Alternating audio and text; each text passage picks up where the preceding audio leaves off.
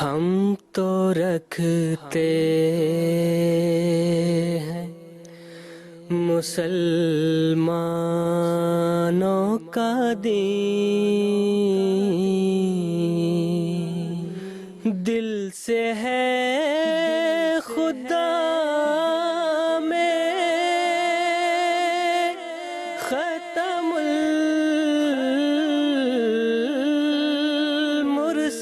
المرسلین، دل سے ہے خدا میں ختم المرسلین،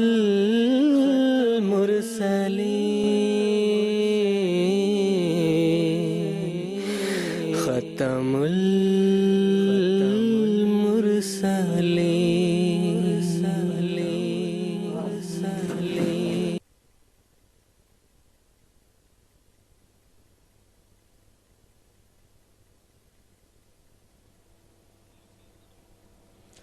اعوذ باللہ من الشیطان الرجیم، بسم اللہ الرحمن الرحیم۔ ناظرین کرام، السلام علیکم ورحمۃ اللہ وبرکاتہ۔ دایار مسیح آخر الزمان قادیان دارالامان سے پروگرام راہ خدا کے ایک نئے اور لائیو ایپیسوڈ کے ساتھ ایک مرتبہ پھر ہم آپ کی خدمت میں حاضر ہیں۔ آج جب کہ ہم یہ پروگرام آپ کی خدمت میں لائیو پیش کر رہے ہیں، ماہ اپریل کی 27 تاریخ ہے، ہفتے کا دن ہے، انڈین ٹائم کے مطابق اس وقت رات کے 9:30 بجے ہیں اور جی ایم ٹی کے مطابق سحر کے 4 بجے ہیں۔ ناظرین، حسب سابق آج کا یہ پروگرام انٹریکٹیو بھی ہے۔ ہمارے اس پروگرام کو لائیو اور انٹریکٹیو آپ کی خدمت میں پیش کرنے کا یہی مقصد ہے تاکہ آپ ہمارے ساتھ اس پروگرام میں شامل ہو سکیں اور ہمارے موضوع سے متعلق اپنی رائے اور تاثرات سے ہمیں آگاہ کر سکیں اور اپنے سوالات ہمارے علماء کرام کے پینل میں پیش کر کے ان کے جوابات حاصل کر سکیں۔ ٹیلی فون لائنز کے ذریعے ہم سے رابطہ کریں، ٹیکسٹ میسیجز، فیکس میسیجز اور ای میلز کے ذریعے بھی ہمیں اپنے سوالات ارسال کریں۔ ہم سے رابطے کی تفصیل ناظرین اس وقت آپ کی ٹیلی ویژن اسکرین پر موجود ہے۔ ناظرین، قرآن کریم کی حفاظت کے تعلق سے ہم بات کر رہے ہیں اور گزشتہ ایپیسوڈ میں ہم نے قرآن کریم کی ظاہری حفاظت کے حوالے سے اللہ تعالیٰ نے جو بے نظیر انتظامات فرمائے ہیں ان کے تعلق سے ہم نے مفصل ڈسکشن کی ہے۔ قرآن کریم کی حفاظت کے حوالے سے ایک اہم پہلو کلام الہی کے صحیح اور درست معانی کی تعلیم ہے۔ کلام الہی کی حفاظت کاملہ اس بات کی متقاضی ہے کہ اس کی صحیح تفسیر اور اس کی معنوی حفاظت کی جائے۔ چنانچہ اللہ تعالیٰ نے قرآن کریم کی ظاہری حفاظت کے ساتھ ساتھ اس کی باطنی اور معنوی حفاظت کے بھی بے شمار روحانی انتظامات فرمائے ہیں، جس کے تعلق سے آج کے پروگرام میں انشاءاللہ ہم تفصیلی گفتگو کریں گے۔ قبل اس کے کہ میں اپنے اصل موضوع کی طرف رجوع کروں، آج جو مجیب حضرات ہمارے ساتھ قادیان اسٹوڈیوز میں تشریف رکھتے ہیں ان کا میں تعارف کروا دیتا ہوں۔ مکرم و محترم مولانا محمد کریم الدین صاحب شاہد، اسی طرح مکرم و محترم مولانا محمد حمید کوثر صاحب ہمارے ساتھ قادیان اسٹوڈیوز میں تشریف رکھتے ہیں۔ میں آپ دونوں حضرات کا پروگرام راہ خدا میں خیر مقدم کرتا ہوں۔ ناظرین، قرآن کریم اللہ تعالیٰ کی ایک عظیم الشان نعمت ہے جو امت مسلمہ کو عطا کی گئی، لیکن افسوس کہ جماعت احمدیہ کے ظہور کے وقت قرآن مجید جو کہ علم اور معارف کا سرچشمہ کتاب ہے وہ صرف ایک سربستہ کتاب بن کر رہ گئی تھی۔ جب اغیار تو اغیار بلکہ خود مسلمان قرآن کریم کو چھوڑ بیٹھے تھے، وہ زبان سے قرآن کریم کے ظاہری تقدس کے تو قائل تھے، لیکن قرآن کریم کے باطنی کمالات اور اس کی حیات بخش تاثیرات سے بالکل بے بہرا تھے۔ انہوں نے قرآن کریم کو طاقچوں اور جزدانوں کی زینت تو بنا رکھا تھا، لیکن وہ یہ نہیں جانتے تھے اور اس بات کو ان کو قلبی ایمان حاصل نہیں تھا اس بات کا کہ اگر دنیا کو ضلالت و گمراہی سے نکال کر خدا تعالیٰ کی آستانہ الوہیت پر لا کر کوئی کتاب ڈال سکتی ہے تو وہ خدا تعالیٰ کی بے مثل و مانند یہی کلام ہے جو اللہ تعالیٰ کی آخری اور کامل اور عالمگیر شریعت ہے جو قرآن کریم کے نام سے موسوم ہے۔ چنانچہ اللہ تعالیٰ نے قرآن کریم کی معنوی حفاظت کے تعلق سے قرآن کریم میں ہی یہ وعدہ فرمایا ہے کہ سنقرئک فلا تنسى، یعنی اے مسلمان، ہم تمہیں قرآن کریم بار بار اس رنگ میں پڑھائیں گے جس کے نتیجے میں تو اس کو بھولے گا نہیں۔ چنانچہ اللہ تعالیٰ نے مختلف زمانے میں اپنے برگزیدہ بندوں کے ذریعہ قرآن کریم کی معنوی حفاظت فرمائی ہے، اور اللہ تعالیٰ نے اپنے اسی وعدے کے عین موافق آخری زمانے میں بانی سلسلہ عالیہ احمدیہ حضرت اقدس مرزا غلام احمد صاحب قادیانی مسیح موعود و مہدی موعود علیہ الصلاۃ والسلام کو احیاء دین اور اقامت الشریعہ کے منصب پر فائز فرما کر اس زمانے میں مبعوث فرمایا، اور آپ علیہ الصلاۃ والسلام کے مشن کا ایک اہم پہلو یہ ہے کہ آپ علیہ الصلاۃ والسلام نے قرآن کریم کی اعلیٰ و عرفہ شان اور اس کے انتہائی بلند مقام کو دنیا پر ظاہر کیا۔ آپ علیہ الصلاۃ والسلام نے قرآن کریم کے جو بے مثل حسن ہے اس کو اس رنگ میں آشکار کیا کہ آپ نے ایک دنیا کو اس کا گرویدہ بنا دیا۔ آپ علیہ الصلاۃ والسلام نے قرآن کریم کے حقائق و دقائق اور اس کے معارف و علوم کو دنیا کے سامنے پیش فرمایا۔ نہ صرف یہ بلکہ ان سب سے بڑھ کر یہ ہے کہ سیدنا حضرت اقدس مسیح موعود علیہ الصلاۃ والسلام نے دلائل و براہین اور حجج قاطعہ سے یہ ثابت فرمایا کہ قرآن کریم ہی وہ واحد شریعت ہے جو انسانوں کی ضروریت کو پورا کرنے والی ہے، اور یہی وہ زندہ شریعت ہے جو صرف نہ خود ایک زندہ کتاب ہے بلکہ دوسروں کو زندہ کرنے والی آسمانی قوت سے لبریز ہے۔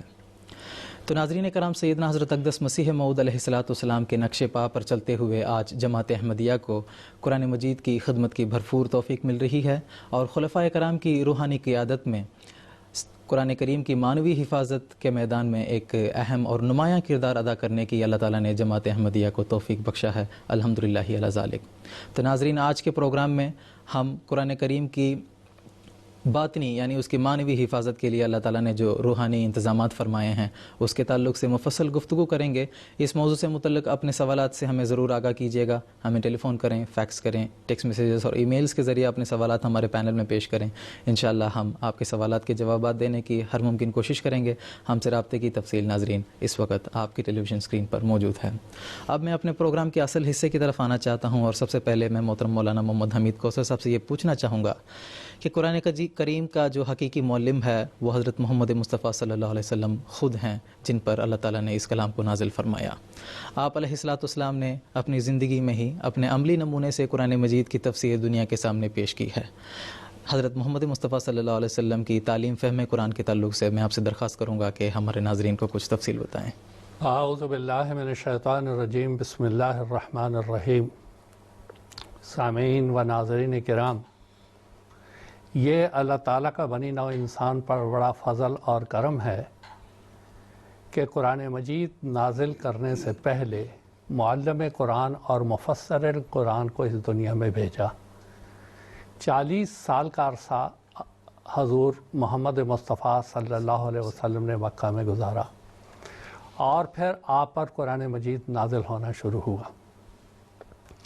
23 سال آپ پر قرآن مجید، تقریباً 22.5 سال قرآن مجید آپ پر نازل ہوتا رہا، اور پچھلے ہم حلقہ گفتگو میں یہ بات کر چکے ہیں کہ 9 الفاظ اوسطاً رسول کریم صلی اللہ علیہ وسلم پر نازل ہوتے تھے، جو آپ اپنے صحابہ کو یاد بھی کروا دیتے اور اس کی عملی تفسیر بھی بتا دیتے۔ سب سے پہلی بات ہمیں یاد رکھنی چاہیے کہ جو شریعت اللہ تعالیٰ نے ہمیں دی ہے یہ دائمی ہے، ابدی ہے، قیامت تک رہنے والی یہ شریعت ہے، اور جو معلم ہمیں بھیجا گیا ہے وہ بھی ایسا معلم ہے جس نے اس کتاب کو، اس شریعت کو بڑے کھول کے بیان کر دیا۔ یہ ایسا عالمی رسول ہے، اللہ تعالیٰ نے فرمایا وَمَا أَرْسَلْنَاكَ إِلَّا رَحْمَةً لِّلْعَالَمِينَ قُلْ يَا أَيُّهَا النَّاسُ إِنِّي رَسُولُ اللَّهِ إِلَيْكُمْ جَمِيعًا۔ آج دنیا گلوبل ویلیج کی بات کرتی ہے، حالانکہ گلوبل ویلیج تو محمد صلی اللہ علیہ وسلم کے زمانے میں بن گیا، جبکہ ساری دنیا کے لیے قرآن مجید جیسی کتاب آ گئی، اور اس کا معلم اور اس کا مفسر سیدنا محمد صلی اللہ علیہ وسلم وہ خود تھے۔ آپ نے قرآن مجید کی تفسیر، عملی تفسیر کر کے دنیا کے سامنے بتائی، اور یہی وہ عملی تفسیر تھی جو آئندہ مفسرین کے لیے ایک رہنمائی کا کام دیتی چلی آئی۔ اب میں تھوڑی سی تفصیل بتاتا ہوں کہ عملی تفسیر کیا تھی۔ مثال کے طور پہ اللہ تعالیٰ نے سورہ مائدہ میں مسلمانوں کو حکم دیا کہ وہ نماز سے پہلے وضو کیا کریں۔ اب وضو کیسے کرنا ہے یہ سیدنا محمد صلی اللہ علیہ وسلم نے کر کے دکھایا۔ اگر صرف یہی حکم ہوتا کہ تم وضو کرو تو لوگ یہ سمجھ ہی نہ سکتے، لیکن محمد صلی اللہ علیہ وسلم نے خود وضو کر کے بتایا کہ اس طرح سے تم وضو کرو۔ پھر اللہ تعالیٰ کا حکم ہے تیمم کا۔ تیمم حضور صلی اللہ علیہ وسلم نے خود کر کے بتایا کہ یہ قرآن مجید کی آیت ہے، یہ قرآن مجید کا حکم ہے، اور اس طرح سے تیمم کرنا ہے۔ پھر اس کے بعد نماز ہے آقم الصلاۃ لدلوک الشمس الی غسق اللیل۔ اب اس میں یہ حکم ہے کہ 5 وقت نماز پڑھنی ہے۔ سب سے پہلی بات یہ ہے کہ 5 وقت کا تعین وہ سیدنا محمد صلی اللہ علیہ وسلم نے اس آیت کی عملی تفسیر جو دنیا کے سامنے پیش کی کہ 5 وقت آپ نے متعین کیے۔ پھر آپ نے ہر وقت کی نماز کی رکعات متعین کی۔ پھر آپ نے ہر حرکت کے بارے میں یہ بتایا کہ اس میں آپ کو کیا پڑھنا ہے۔ یہ ایک عملی تفسیر تھی جو قرآن مجید کے نزول کے ساتھ ساتھ سیدنا نبی صلی اللہ علیہ وسلم پیش کرتے چلے جاتے تھے، اور یہی قرآن مجید نے ہم کو سکھایا لَقَدْ كَانَ لَكُمْ فِي رَسُولِ اللَّهِ أُسْوَةٌ حَسَنَةٌ۔ یہ کتاب ہے، یہ احکامات ہیں، اور اسوہ محمد صلی اللہ علیہ وسلم ہیں جو آپ کو سکھائیں گے۔ اب میں آپ کو اس کی ایک اور مثال دیتا ہوں کہ ہم مثال کے طور پہ کسی کالج میں جاتے ہیں اور وہاں طلباء کو، اسٹوڈنٹ کو کہتے ہیں یہ ہسٹری کی کتاب ہے پڑھ لو۔ وہ کیا پڑھیں گے، کیا سمجھیں گے؟ لیکن اگر ان کو کہا جائے کہ یہ ایک معلم بھی ہے، پروفیسر ہے جو میں تاریخ کی، ہسٹری کی ساری باریکیاں بتا دے گا، وہ طلباء کے لیے بہت ہی آسانی ہو جاتی ہے اس کو سمجھنا، اس کو سیکھنا، اس کا امتحان دینا۔ تو یہ نماز کی بات تھی۔ پھر رسول کریم صلی اللہ علیہ وسلم نے اور جو احکامات نازل ہوتے رہے وہ کر کے بتائے، اور عملی تفسیر کے ذریعہ سے ہمیں بتایا کہ ایسے آپ نے کرنا ہے۔ مثال کے طور پہ 13 سالہ زندگی رسول کریم صلی اللہ علیہ وسلم نے مکہ میں گزاری جو انتہائی صبر آزما تھی۔ اب وہاں پہ اللہ تعالیٰ کا حکم تھا وَلَا تُطِعِ الْكَافِرِينَ وَجَاهِدْهُمْ بِهِ جِهَادًا كَبِيرًا۔ اب جہاد کبیر بہی یعنی اس قرآن کے ذریعے سے جہاد کبیر کر۔ اب 13 سالہ تاریخ گواہ ہے کہ حضور صلی اللہ علیہ وسلم نے قرآن مجید دوسروں تک پہنچایا۔ ایک پتھر بھی، انہوں نے پتھر مارے، انہوں نے گالیاں دی، انہوں نے تکلیفیں دی، مگر آپ کا جہاد کبیر، آپ کا صبر یہ تھا کہ آپ نے کسی کو ایک پتھر اٹھا کے بھی کبھی نہیں مارا، کبھی کسی کی گالی کے جواب میں گالی نہیں دی۔ جب آپ ہجرت کر کے مدینہ تشریف لے آئے اور اس وقت جس وقت کفار نے پھر آپ پر چڑھائی کا ارادہ کیا تو اللہ تعالیٰ نے آپ کو اجازت دی اُذِنَ لِلَّذِينَ يُقَاتَلُونَ بِأَنَّهُمْ ظُلِمُوا إِنَّ اللَّهَ عَلَىٰ نَصْرِهِمْ لَقَدِيرٌ کہ وہ لوگ جن پہ ظلم کیا جاتا ہے، آج جو بغیر حق کے اپنے گھروں سے نکالے گئے، ہم ان کو اجازت دیتے ہیں کہ وہ اپنا دفاع کریں۔ اب یہ ایک حکم ہے، قرآن مجید کی تعلیم ہے، قرآن مجید کی آیت ہے، اس کی عملی تفسیر رسول کریم صلی اللہ علیہ وسلم نے اپنی مدنی دور میں کر کے بتائی، اور رہتی دنیا تک وہ اصول بتائے۔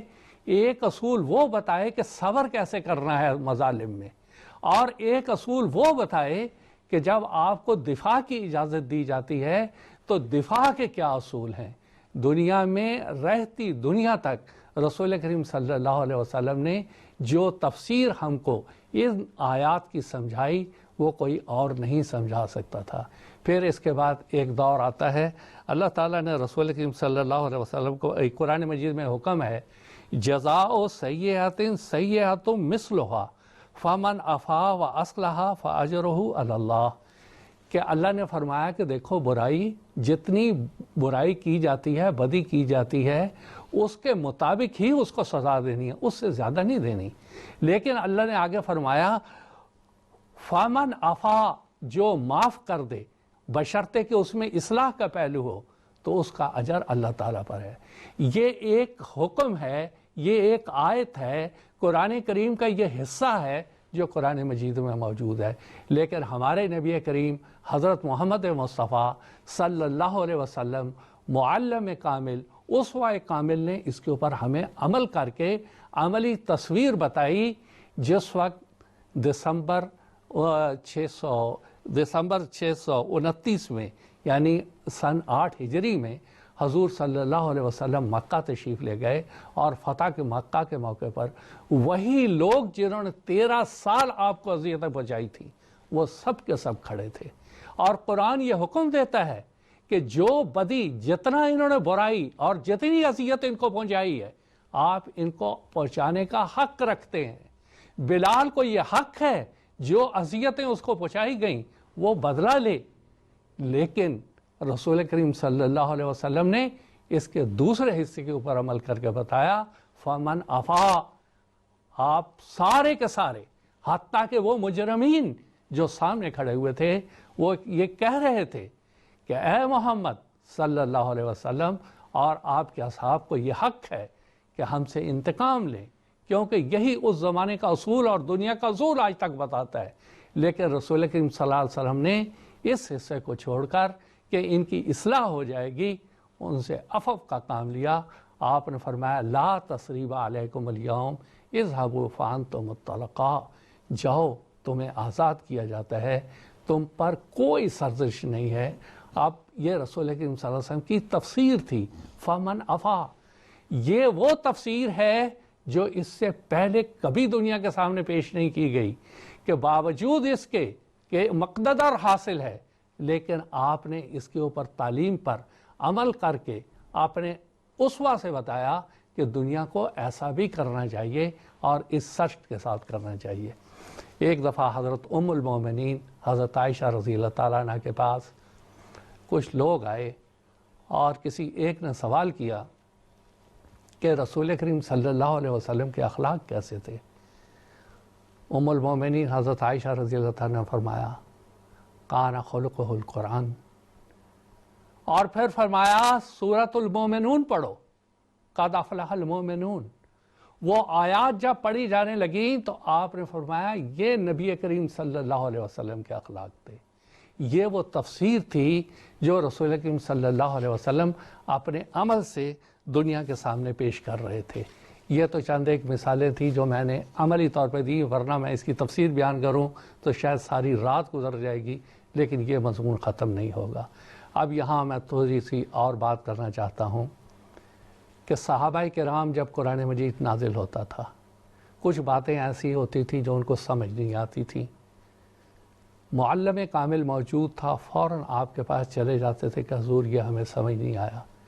مثال کے طور پہ جب یہ آیت نازل ہوئی وَلَمْ يَلْبِسُوا إِيمَانَهُمْ بِظُلْمٍ، کہ ان کا جو ایمان ہے وہ ظلم کی وجہ سے مشکوک نہ ہو، مومنوں کے بارے میں آیا۔ آپ کچھ صحابہ حضور صلی اللہ علیہ وسلم کے پاس گئے کہ ہم میں سے کون ہے جس نے ظلم نہ کیا ہو اپنی زندگی میں؟ ظلم چھوٹا موٹا تو ہر ایک کرتا رہتا ہے۔ تو حضور صلی اللہ علیہ وسلم نے جب ان کی پریشانی کو دیکھا، آپ نے اس آیت کی تفسیر کو سمجھایا۔ آپ نے فرمایا ان الشرک لظلم عظیم، کہ یہاں جس ظلم کا ذکر کیا جا رہا ہے کہ مومن کی زندگی میں ظلم کا اشتباہ نہ ہو، وہاں ظلم سے مراد شرک ہے، اور یہ رسول کریم صلی اللہ علیہ وسلم نے وضاحت کر کے بتا دی۔ ایک قرآن مجید کی آیت جب نازل ہوئی وَقُلُوا وَاشْرَبُوا حَتَّى يَتَبَيَّنَ لَكُمْ خَيْطُ الْأَبْيَضِ مِنَ الْخَيْطِ الْأَسْوَدِ، جب یہ آیت نازل ہوئی عدی بن حاتم حضور صلی اللہ علیہ وسلم کے ایک صحابی تھے، انہوں نے کیا کیا کہ 2 دھاگے لے لیے۔ اس آیت کا مطلب یہ ہے کہ کھاؤ اور پیو یہاں تک کہ سفید دھاری سیاہ دھاری سے الگ ہو جائے۔ انہوں نے خیط کا مطلب دھاگا سمجھا، انہوں نے کیا کیا 2 دھاگے لیے، ایک کالا دھاگا لیا، ایک سفید دھاگا لیا، اپنے تکیے کے نیچے رکھ لیا۔ اب حضور صلی اللہ علیہ وسلم کو یہ علم ہوا یا انہوں نے خود حضور صلی اللہ علیہ وسلم کے سامنے یہ ذکر کیا کہ میں نے تو 2 دھاگے رکھے ہوئے ہیں، ایک کالا ایک سفید، کھاتا رہتا ہوں جب تک کہ یہ دونوں کا پتہ نہیں چلتا۔ حضور نے فرمایا تم سمجھے نہیں، یہ دھاگے مراد نہیں جو تم نے تکیے کے نیچے رکھے ہیں، بلکہ یہاں سفید دھاری مراد ہے۔ جب صفحہ کی سفید دھاری وہ نظر آنے لگ پڑے تو تم نے کھانا پینا بند کر دینا ہے۔ پھر ہماری ایک مشہور تفسیر جو ہم بیان کرتے ہیں کہ جب حضرت ابو ہریرہ رضی اللہ تعالیٰ عنہ کی روایت اور احادیث کی تمام ہی کتابوں میں یہ ہے کہ جب رسول کریم صلی اللہ علیہ وسلم پر سورہ جمعہ نازل ہوئی اور آپ نے یہ پڑھا وآخرین منہم لما یلحقوا بہم، حضرت ابو ہریرہ رضی اللہ تعالیٰ عنہ فرماتے ہیں کہ ایک شخص نے سوال کیا کہ یا رسول اللہ آخرین سے مراد کون ہے؟ اب دیکھیں آخرین اتری، ساری بات وہ سمجھتے چلے جا رہے تھے شروع سے ہی، یعنی سورہ جمعہ وَهُوَ الَّذِي بَعَثَ فِي الْأُمِّيِّينَ رَسُولًا مِّنْهُمْ يَتْلُو عَلَيْهِمْ آيَاتِهِ وَيُزَكِّيهِمْ وَيُعَلِّمُهُمُ الْكِتَابَ وَالْحِكْمَةَ وَإِنْ كَانُوا مِنْ قَبْلُ لَفِي ضَلَالٍ مُبِينٍ۔ یہ بات ان کی سمجھ میں آئی، جہاں آخرین کی بات آئی فوراً ایک سائل کھڑا ہو گیا، یا رسول اللہ یہ سمجھ میں نہیں آیا۔ حدیث کے الفاظ ہیں سال مرتن مرتین او ثلاثہ ولم یراجعہ النبی صلی اللہ علیہ وسلم، اس نے 3 دفعہ یہ بات کہی لیکن حضور نے اس کا جواب ارشاد نہیں فرمایا۔ حضرت خلیفۃ المسیح رابع رحمہ اللہ اس موقع پر ایک دفعہ حضور نے فرمایا کہ غالباً حضور صلی اللہ علیہ وسلم آخرین کی تفسیر کے لیے اللہ تعالیٰ کی طرف سے تفہیم کا انتظار کر رہے تھے۔ جب اللہ تعالیٰ کو تفہیم، اللہ تعالیٰ کی طرف سے آپ کو اشارہ مل گیا، فوضع النبی صلی اللہ علیہ وسلم یدہ علی سلمان وقال لو کان ایمان اندر سریا لنالہ رجل، دوسری حدیث میں رجال من ہؤلاء، کہ یہ ہے اگر ایمان سریا ستارے پر بھی چلا گیا، یہ قرآن جو ایمان کا ایک سب سے بڑا حصہ ہے، اگر یہ اس دنیا سے اٹھ بھی گیا تو ان میں سے ایک شخص آئے گا جو اس کو دوبارہ لائے گا۔ اب رجل کی لفظ ساری وضاحت کر رہا ہے کہ اس کو اس قوم سے آنا ہے جو ابنائے فارس سے تعلق رکھتی ہو، اور یہ حضرت مسیح موعود علیہ السلام سے اس کا تعلق ہے۔ اب یہاں پر ایک اور بات جو میں بتانا چاہتا ہوں، قرآن مجید کے بارے میں بہت سے قرآن مجید کے نام ہیں، لیکن ایک اس کا نام ہے کتاب مبین، بین ہے، باتیں کھلی ہوئی ہیں، کسی تفصیل کی محتاج نہیں ہے۔ لیکن ایک ہے کتاب مکنون، اور کتاب مکنون کے بارے میں اللہ کا فرمان ہے لا یمسہ الا المطہرون، کہ کتاب مکنون کے لیے وہی کتاب مکنون کی گہرائی کو پا سکتا ہے جس کو کہ طہارت قلبی نصیب ہو، جو اللہ تعالیٰ کے نزدیک پاک ہو گیا ہو اور اس کو اللہ تعالیٰ کی طرف سے کلام نازل ہو رہا ہو۔ تو یہ بہرحال اب اس میں سے دیکھیں، پھر اللہ تعالیٰ فرماتا ہے کہ کچھ آیات قرآن مجید کی وہ محکمات ہیں اور کچھ متشابہات ہیں۔ اب میں اس کی تفصیل میں نہیں زیادہ جاؤں گا۔ محکمات جس کی تفسیر اٹل ہے، مستحکم ہے، اور قرآن مجید یہ کہتے ہیں وہ ام الکتاب ہے، ہن ام الکتاب، وہ کتاب کی جڑ ہیں، کتاب کی ماں ہیں، لیکن کچھ متشابہات ہیں، اس کے اندر لوگ کجی تلاش کرتے ہیں، اور مستشرقین کی ساری تفاسیر وہ متشابہات سے تعلق رکھتی ہیں، اس کو پکڑ کے لوگوں میں شک پیدا کرتے ہیں، ریب پیدا کرتے ہیں، ہدن نہیں پیدا کرتے، شک پیدا کرتے ہیں۔ اب مثال کے طور پہ قرآن مجید میں سورہ ضحیٰ میں آتا ہے وَوَجَدَكَ ضَالًّا، اب یہ لفظ ہے، اس کو آپ مفسرین، ہمارے مسلم مفسرین کو بھی دیکھ لیں، انہوں نے اس کے معنی گمراہ کے کیے ہیں یا بھولے ہوئے کے کیے ہیں، لیکن حضرت مسلم موعود رضی اللہ تعالیٰ نے کیے، وہ اپنی قوم کی محبت میں سرشار تھا، وہ تلاش حق میں سرشار تھا، یہ اس کے معنی تھے۔ اب یہ ہے متشابہ آیات میں سے، لیکن اگر اسی کو محکمات کی طرف لوٹایا جاتا تو بات بالکل کھل جاتی۔ اللہ تعالیٰ نے دوسری جگہ سورہ نجم میں فرمایا وَمَا ضَلَّ صَاحِبُكُمْ وَمَا غَوَىٰ، کہ وہ نہ کبھی گمراہ ہوا، نہ ہو سکتا ہے، اور نہ نامراد رہا اپنے مقصد میں، اس نے ہر مقصد کو پایا۔ تو یہ رسول کریم صلی اللہ علیہ وسلم کی ایک بنیادی تفاسیر ہیں جس کو ہم چھوڑ نہیں سکتے۔ ایک اور بات کہہ کے میں اپنی بات کو ختم کرتا ہوں۔ بات یہ ہے کہ رسول کریم صلی اللہ علیہ وسلم کے زمانے میں حضور صلی اللہ علیہ وسلم اس بات کی بہت خیال رکھتے تھے کہ صحیح حرکات اور اعراب کے ساتھ قرآن مجید پڑھا جائے۔ کہاں وقفہ کرنا ہے آپ کرواتے تھے، نماز میں آپ خود قرآن مجید پڑھتے تھے، اس سے لوگوں کو کافی اعراب کی کوئی غلطی آج تک ہمیں کہیں نظر نہیں آتی، ورنہ 100 اختلاف چھوٹی چھوٹی بات میں ہو جاتا ہے۔ اب حضور صلی اللہ علیہ وسلم کے بعد جس وقت اسلام دوسرے علاقوں میں پھیلنے لگا تو یہ اعراب کی غلطیاں ہونے لگیں، اور ایک کو حضرت عمر اور بعض روایات میں آتا ہے حضرت علی، انہوں نے سنا کہ ایک آدمی قرآن مجید جس طرح سے پڑھ رہا ہے ان اللہ بریء من المشرکین ورسولہ، کہ اللہ اور اس کا رسول مشرکین سے بری ہیں، یہ قرآن مجید کی صحیح آیت ہے، لیکن وہ پڑھ اس کو کیسے رہا ہے ان اللہ بریء من المشرکین ورسولہ، کہ اللہ مشرکوں اور العیاذ باللہ اپنے رسول سے بری ہے۔ جب حضرت عمر یا حضرت علی نے اس بات کو سنا، آپ کو سخت گھبراہٹ ہوئی کہ اگر قرآن مجید کو نقطوں کے بغیر اور صرف ناف کے قواعد کے بغیر چھوڑ دیا گیا تو ان غلطیوں کا امکان ہوگا۔ चुनाचे अबुल असवद रज़ी अल्लाह ताला अन्हो के सपुर्द ये काम हुआ कि सर्फ नाव के कवायद बनाए जाएँ। जो मुब्तदा है वो मरफू होगा, ख़बर मरफू होगी, फ़ाइल के ऊपर रफ़ा आएगी, उसके मुताबिक फिर ये हरकत तरतीब दी गई। तो बुनियादी तौर पे जो तफासिर हैं कुरान की, जो मानवी हिफाजत है, एक रसूल करीम सल्लल्लाहु अलैहि वसल्लम का उसवा हसना, अमली तफसीर, फिर जो तफसीर आपने ख़ुद की, फिर आपके खुलफ़ाए राशिदीन ने की, फिर सहाबा ने की, जैसे हज़रत अब्बास रज़ी अल्लाह ताला अन्हु की तफसीर मौजूद है। फिर ये कवायद जो सर्फ नाव के तरतीब दिए गए, फिर कुरान मजीद का जोग्राफिया और इसका शान नज़ूल, जंग ओहद है, बदर है, अहज़ाब है, हुनैन है, जब तक इसका जोग्राफिया और पस मंज़र पता नहीं होगा इनको समझना मुश्किल है। वो सारा जोग्राफिया तरतीब दिया गया और बुल्दान की सारी कैफियत बताई गई, शान नज़ूल का काफ़ी ज़िक्र किया गया, तारीख़ को मुफस्सल किया गया।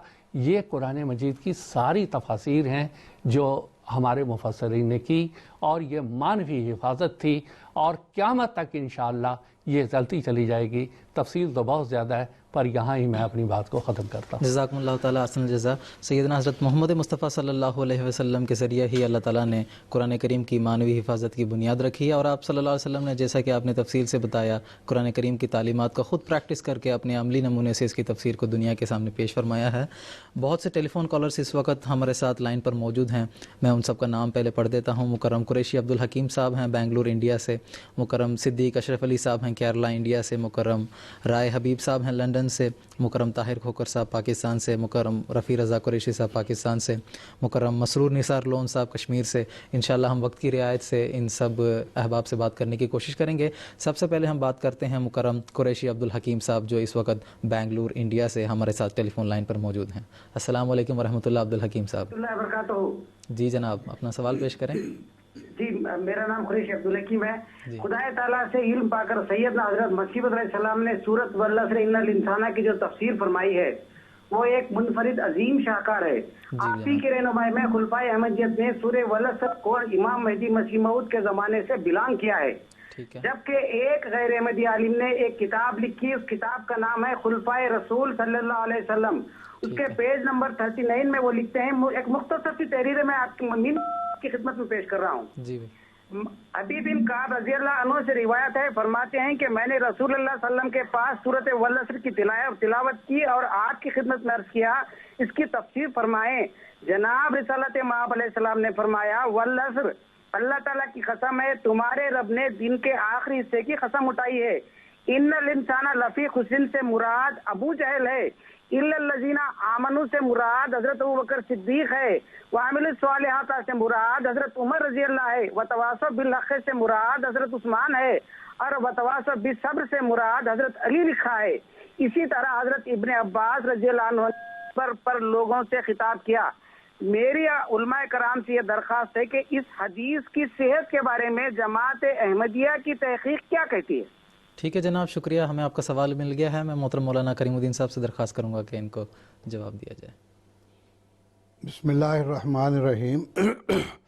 आपने सूरत वल असर के ताल्लुक़ से जिस आलिम का ज़िक्र किया है, इसके बारे में तो यहाँ अब तहकीक नहीं हो सकती कि वो हदीस सही है या दुरुस्त नहीं है। अगर हज़रत सल्लल्लाहु अलैहि वसल्लम ने इसके ये माने किए हैं तो कुरान मजीद के जैसा कि बयान किया जाता है 7 बतन हैं, और उस एतबार से हर ज़माने में हालात के मुताबिक उसकी तफसीर होती है। और इस ज़माने में हमारे जो मुफस्सिर आज़म, जो मुजद्दिद आज़म है सैयदना हज़रत मसीह मऊद और इमाम मेहदी अलैहिस्सलाम, उन्होंने जो तफसीर फरमाई है उसके मुताबिक ही हम फ़ैसला करेंगे कि अल्लाह ताला से इल्म पाकर आपने इस बात को बयान किया है कि वल असर जो है ये दरअसल इसके आदाद अगर हुरूफ अबजद के हिसाब से लिए जाएं तो ये 1400 बनते हैं, और ये 14वीं सदी के ताल्लुक़ से ये बात साबित होती है। तो इससे मुराद ये है कि एक तो खुलफ़ाए राशिदीन का ज़माना भी मुराद हो सकता है, लेकिन दरअसल ज़माने की कसम जो अल्लाह ताला या ज़माने को बतौर शहादत अल्लाह ताला जो पेश कर रहा है, तो उसका मकसद यही है कि ये आखिरी ज़माने से मुताल्लिक़ है। और इसके ताल्लुक़ से हज़रत मसीह मऊद अलैहिस्सलातु वस्सलाम ने फरमाया कि ये आखिरी ज़माने से मुताल्लिक़ है, 14ویں صدی سے متعلق ہے، اور 14ویں صدی میں چونکہ امام مہدی اور مسیح موعود علیہ السلام نے تشریف لانا تھا، اس کے بارے میں دراصل یہ آیت ہے۔ جزاکم اللہ تعالیٰ احسن الجزا۔ ایک اور ٹیلی فون کالر ہیں اس وقت، مکرم صدیق اشرف علی صاحب کیرلا انڈیا سے اس وقت ہمارے ساتھ رابطے میں ہیں، ان سے بھی بات کریں گے۔ السلام علیکم ورحمۃ اللہ، صدیق اشرف علی صاحب۔ وعلیکم السلام ورحمۃ اللہ وبرکاتہ۔ جی اپنا سوال پیش میں یہ کریں۔ سوال کرنا چاہتا ہوں کہ بعض غیر احمدی احباب کہتے ہیں کہ پرانے علماء کرام قرآن میں ناسخ منسوخ والی آیتوں پر یقین کرتے چلے آئے ہیں، احمدی کیوں کہتے ہیں کہ قرآن کریم میں کوئی آیت ناسخ اور منسوخ والی آیت نہیں ہے، اور اس میں کیا حکمت ہے؟ اور دوسرا سوال میرا یہ ہے کہ قرآن کریم میں جو سپارے مقرر کیے گئے ہیں اور رکوع ترتیب دیے گئے ہیں، کیا وہ رسول کریم صلی اللہ علیہ وسلم کے وقت میں ہی موجود تھے یا بعد میں یہ مقرر کیے گئے ہیں؟ جزاکم اللہ تعالیٰ احسن الجزا۔ جناب ہمیں آپ کا سوال مل گیا ہے، آپ نے جو سوال پوچھا ہے انشاءاللہ وہ ہمارے پروگرام کا بھی حصہ ہے، اور آپ ہمارا پروگرام دیکھتے رہیے گا، انشاءاللہ وقت پر آپ کے سوال کا ہم انشاءاللہ جواب دے دیں گے۔ ایک اور ٹیلی فون کالر ہیں اس وقت ہمارے ساتھ، مکرم رفیع رضا قریشی صاحب ہیں جو اس وقت پاکستان سے ہمارے ساتھ ٹیلی فون لائن پر موجود ہیں، ان سے بھی بات کریں گے۔ السلام علیکم ورحمۃ اللہ، رفیع رضا صاحب۔ السلام علیکم۔ ہلو، السلام علیکم ورحمۃ اللہ۔ جی بھائی صاحب۔ جی جناب اپنا سوال پیش کریں۔ نہیں تو سوال تو میں کیسا جواب کروں؟ جی جی بتائیے۔ ہلو، جی آپ کی آواز ہمیں آ رہی ہے، آپ اپنا سوال پیش کریں۔ میں نے سوال تو پیش کر دیا تھا، مجھے کال دی ہے آپ نے قادیان سے۔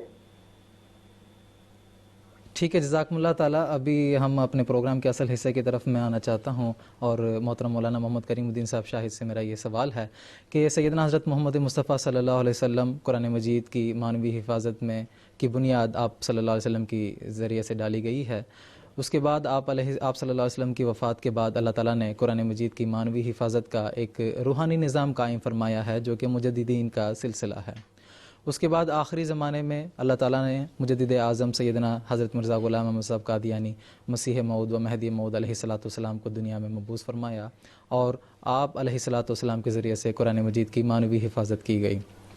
تو میں آپ سے درخواست کروں گا کہ سیدنا حضرت اقدس مسیح موعود علیہ الصلاۃ والسلام کے زمانے میں اور اسی طرح مجددین کے ذریعے سے بھی جو قرآن مجید میں غلط امور راہ پا گئے تھے ان کی جو اصلاح کی گئی ہے، اس کے تعلق سے کچھ تفصیل ہمارے ناظرین کی خدمت میں پیش کریں۔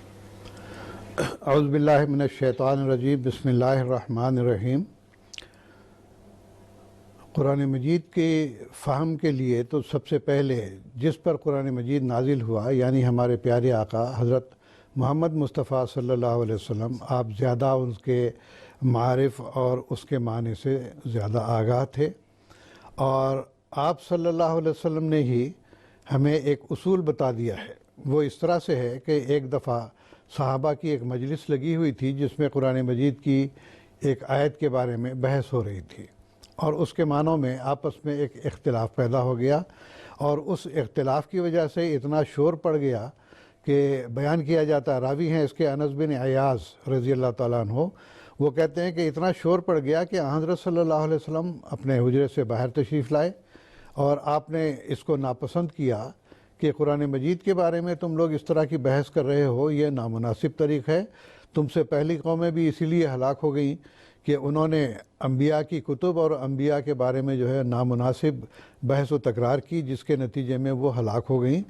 دیکھو، قرآن مجید اس لیے نازل نہیں ہوا کہ وہ اس کی ایک آیت دوسری آیت کو جو ہے وہ جھٹلائے، بلکہ قرآن مجید اس لیے نازل ہوا ہے کہ اس کی ایک آیت یا ایک حصہ دوسرے حصے کی تصدیق کرتا ہے۔ تو گویا کہ حضور صلی اللہ علیہ وسلم نے ہمارے لیے ایک اصول پکڑا دیا کہ قرآن مجید میں کسی طرح سے کوئی اختلاف نہیں ہو سکتا، جیسا کہ آگے بھی ذکر آئے گا انشاءاللہ۔ اور جب قرآن مجید کی ایک آیت اور ایک حصہ دوسرے کی تصدیق کرتا ہے تو یہ مفسرین نے بھی اس اصول کو اپنا کے یہ اصول بنا لیا کہ القرآن یفسر بعضہ بعضا، کہ قرآن مجید کا ایک حصہ دوسرے حصے کی تصدیق کرتا ہے، تکذیب نہیں کرتا۔ تو اصولی طور پر اس بات کو مد نظر رکھنا چاہیے کہ قرآن مجید کی جب بھی تفسیر کی جائے تو وہ ایک حصے کی تصدیق دوسرے سے ضرور ہوتی ہو، اور اگر نہیں ہوتی تو ہم کہیں گے کہ یہ تفسیر درست نہیں کہلائے گی۔ کیوں؟ اس واسطے کہ یہ دوسری آیات سے ٹکراتی ہے۔ تو اس اصول کے مطابق حضرت صلی اللہ علیہ وسلم نے اپنی زندگی میں بھی بہت ساری آیات کی تفسیر صحابہ کو بتائی، اور آپ کے بعد آپ کے خلفائے راشدین نے بھی آپ سے ہدایت پانے کے نتیجے میں قرآن مجید کی صحیح تفہیم کرتے رہے۔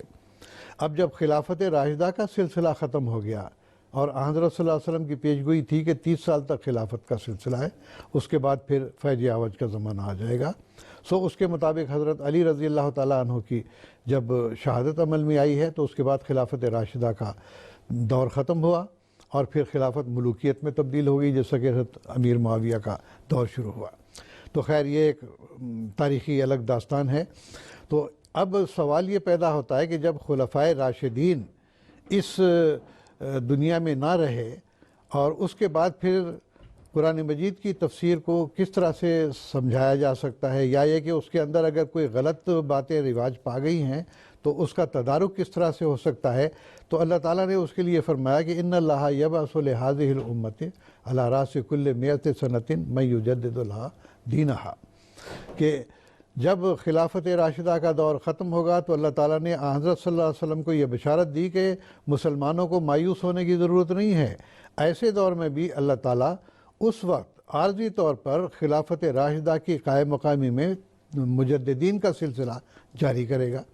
چنانچہ اللہ تعالیٰ کے فضل سے مجددین کا سلسلہ حضرت عمر بن عبدالعزیز رضی اللہ رحمۃ اللہ علیہ کے ذریعے سے قائم ہوا، اور اس زمانے سے لے کے 14ویں صدی تک، جب تک کہ ہمارے امام مہدی علیہ السلام تشریف لائے، اس وقت تک مجددین کے سلسلے چلتے رہے۔ کبھی ایک صدی میں ایک مجدد رہا، کبھی 2 رہے، کبھی زیادہ بھی ہوتے رہے۔ تو بہرحال ایک لمبی فہرست اس کی جو ہے وہ نواب صدیق حسن خان صاحب بھوپالوی نے اپنی کتاب حجج الکرامہ میں بھی درج کی ہے، تو بہرحال اس تفصیل میں مجھے جانے کی ضرورت نہیں۔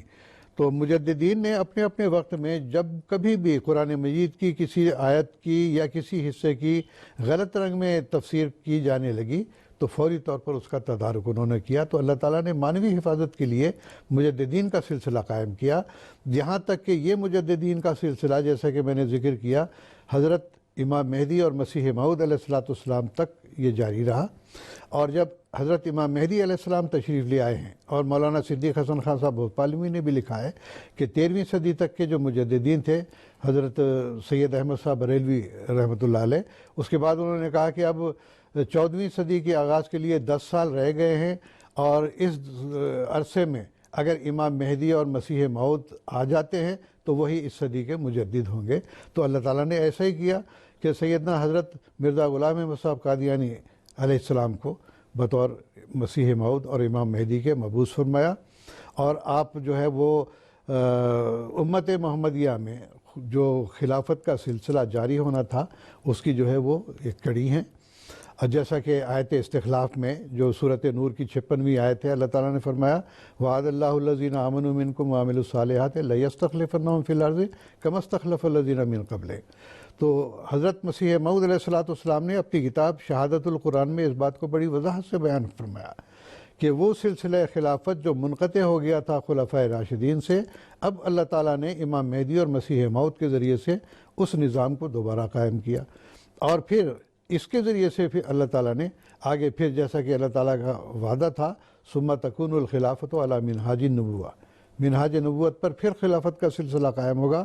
تو حضرت مسیح موعود علیہ السلام عام مجددین کی طرح مجدد نہیں تھے، بلکہ آپ کو اللہ تعالیٰ نے 14ویں صدی کا مجدد ہی نہیں بنایا بلکہ مجدد الف آخر بھی آپ کو بنایا۔ تو اس لحاظ سے حضرت مسیح موعود علیہ السلام کا مقام عام مولویوں کی طرح یا عام مجددین کی طرح نہیں ہے، بلکہ مسیح موعود اور امام مہدی ہونے کے اعتبار سے بہت بلند مرتبہ ہے۔ اور اللہ تعالیٰ نے پھر آپ کے ذریعے سے بہت سارے ایسے امور جو امت محمدیہ میں غلط طور پر تفاسیر کے ذریعے سے رائج ہو گئے تھے، ان کا بھی آپ نے تدارک فرمایا۔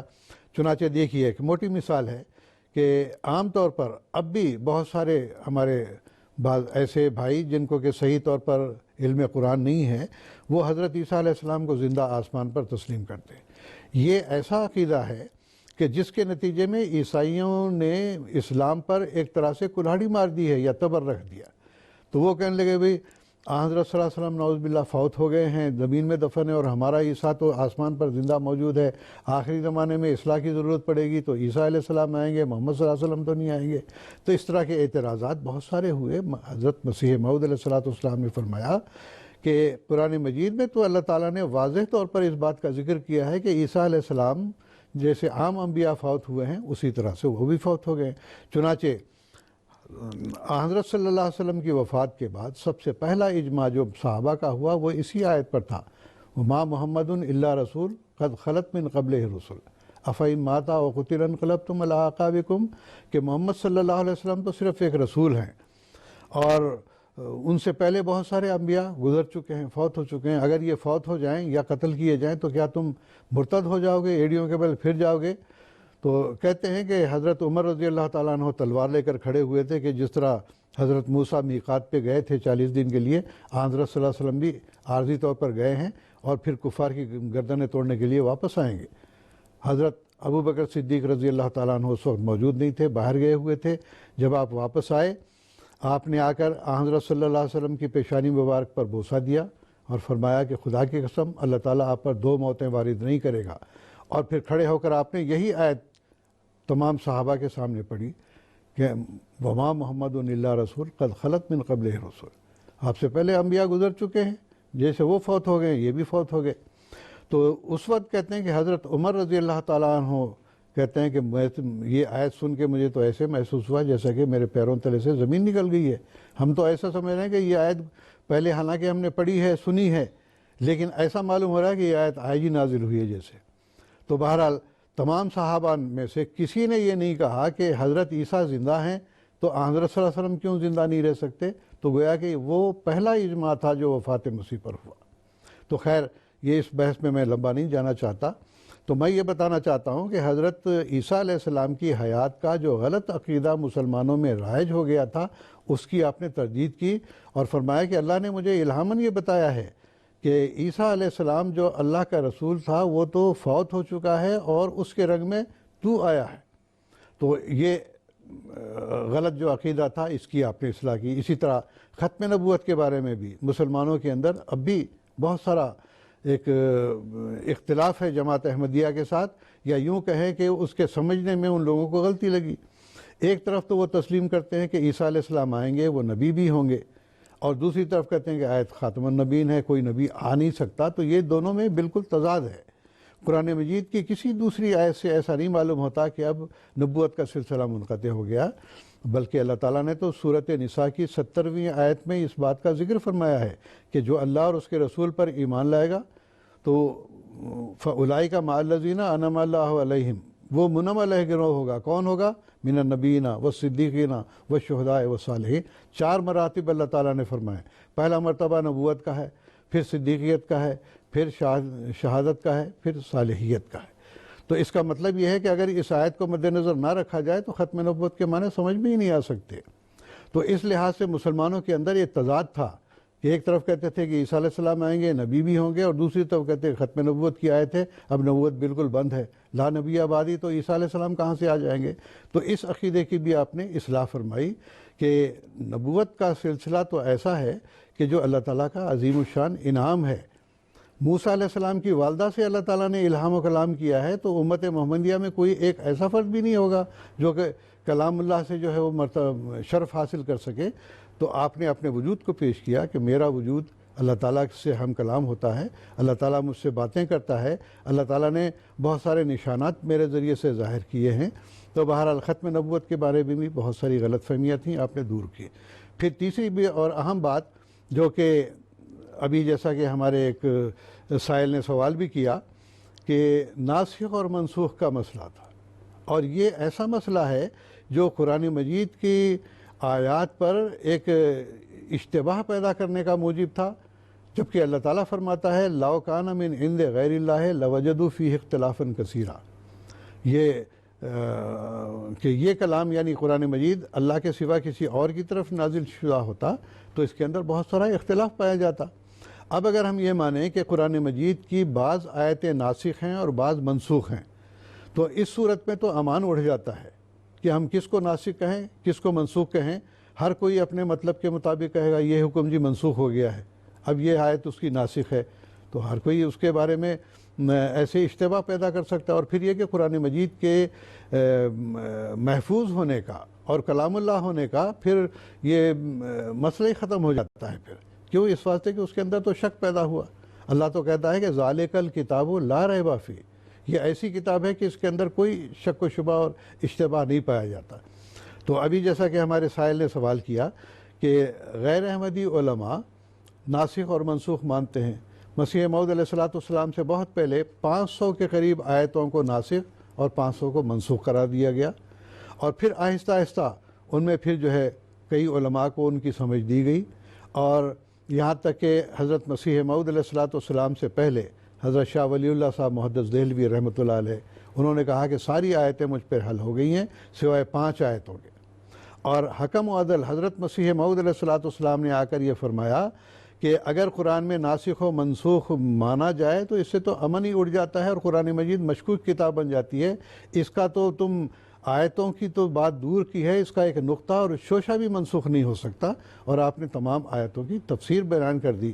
البتہ جہاں صحابہ کا یہ ذکر آتا ہے، انہوں نے کہا کہ پہلی آیت آتی تھی اس کے یہ جو ہے آیت ہم سمجھتے تھے کہ یہ مفہوم ہے اس کا، بعد میں جو آیت آئی تو اس سے ہم نے اس کو منسوخ سمجھا، تو وہ صرف مفہوم کے اعتبار سے ہم نے جو مفہوم سمجھا تھا وہ درست نہیں تھا، بعد میں آنے والی آیتوں نے اس مفہوم کی اصلاح کر دی، لہٰذا اس مفہوم کو جو ہم غلط سمجھتے تھے صحیح کر دیا۔ تو ان کا کہنے کا مطلب صرف اتنا تھا، نہ یہ کہ آیت منسوخ ہوگی۔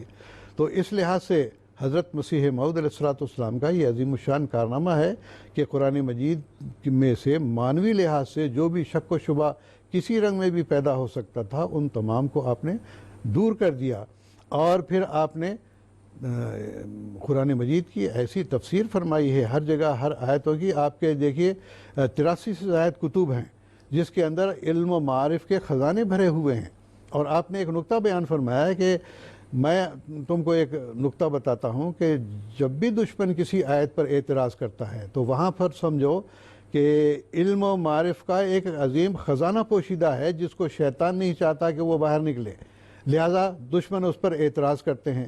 تو جب وہ خزانہ اس میں سے نکالا جاتا ہے، عظیم الشان اس کے علم و معارف کے نکات نکلتے ہیں، تو حضرت مسیح موعود علیہ السلام نے ایسے عظیم معارف اور علم و حکمت کے خزانے قرآن مجید کے بیان فرمائے ہیں کہ آپ کی 83 سے زیادہ کتابیں اس بات پر شاہد ہیں کہ ہر مضمون کو آپ نے کھول کر بیان کیا، اور جہاں اعتراض ہو سکتا تھا اس اعتراض کو دور کیا۔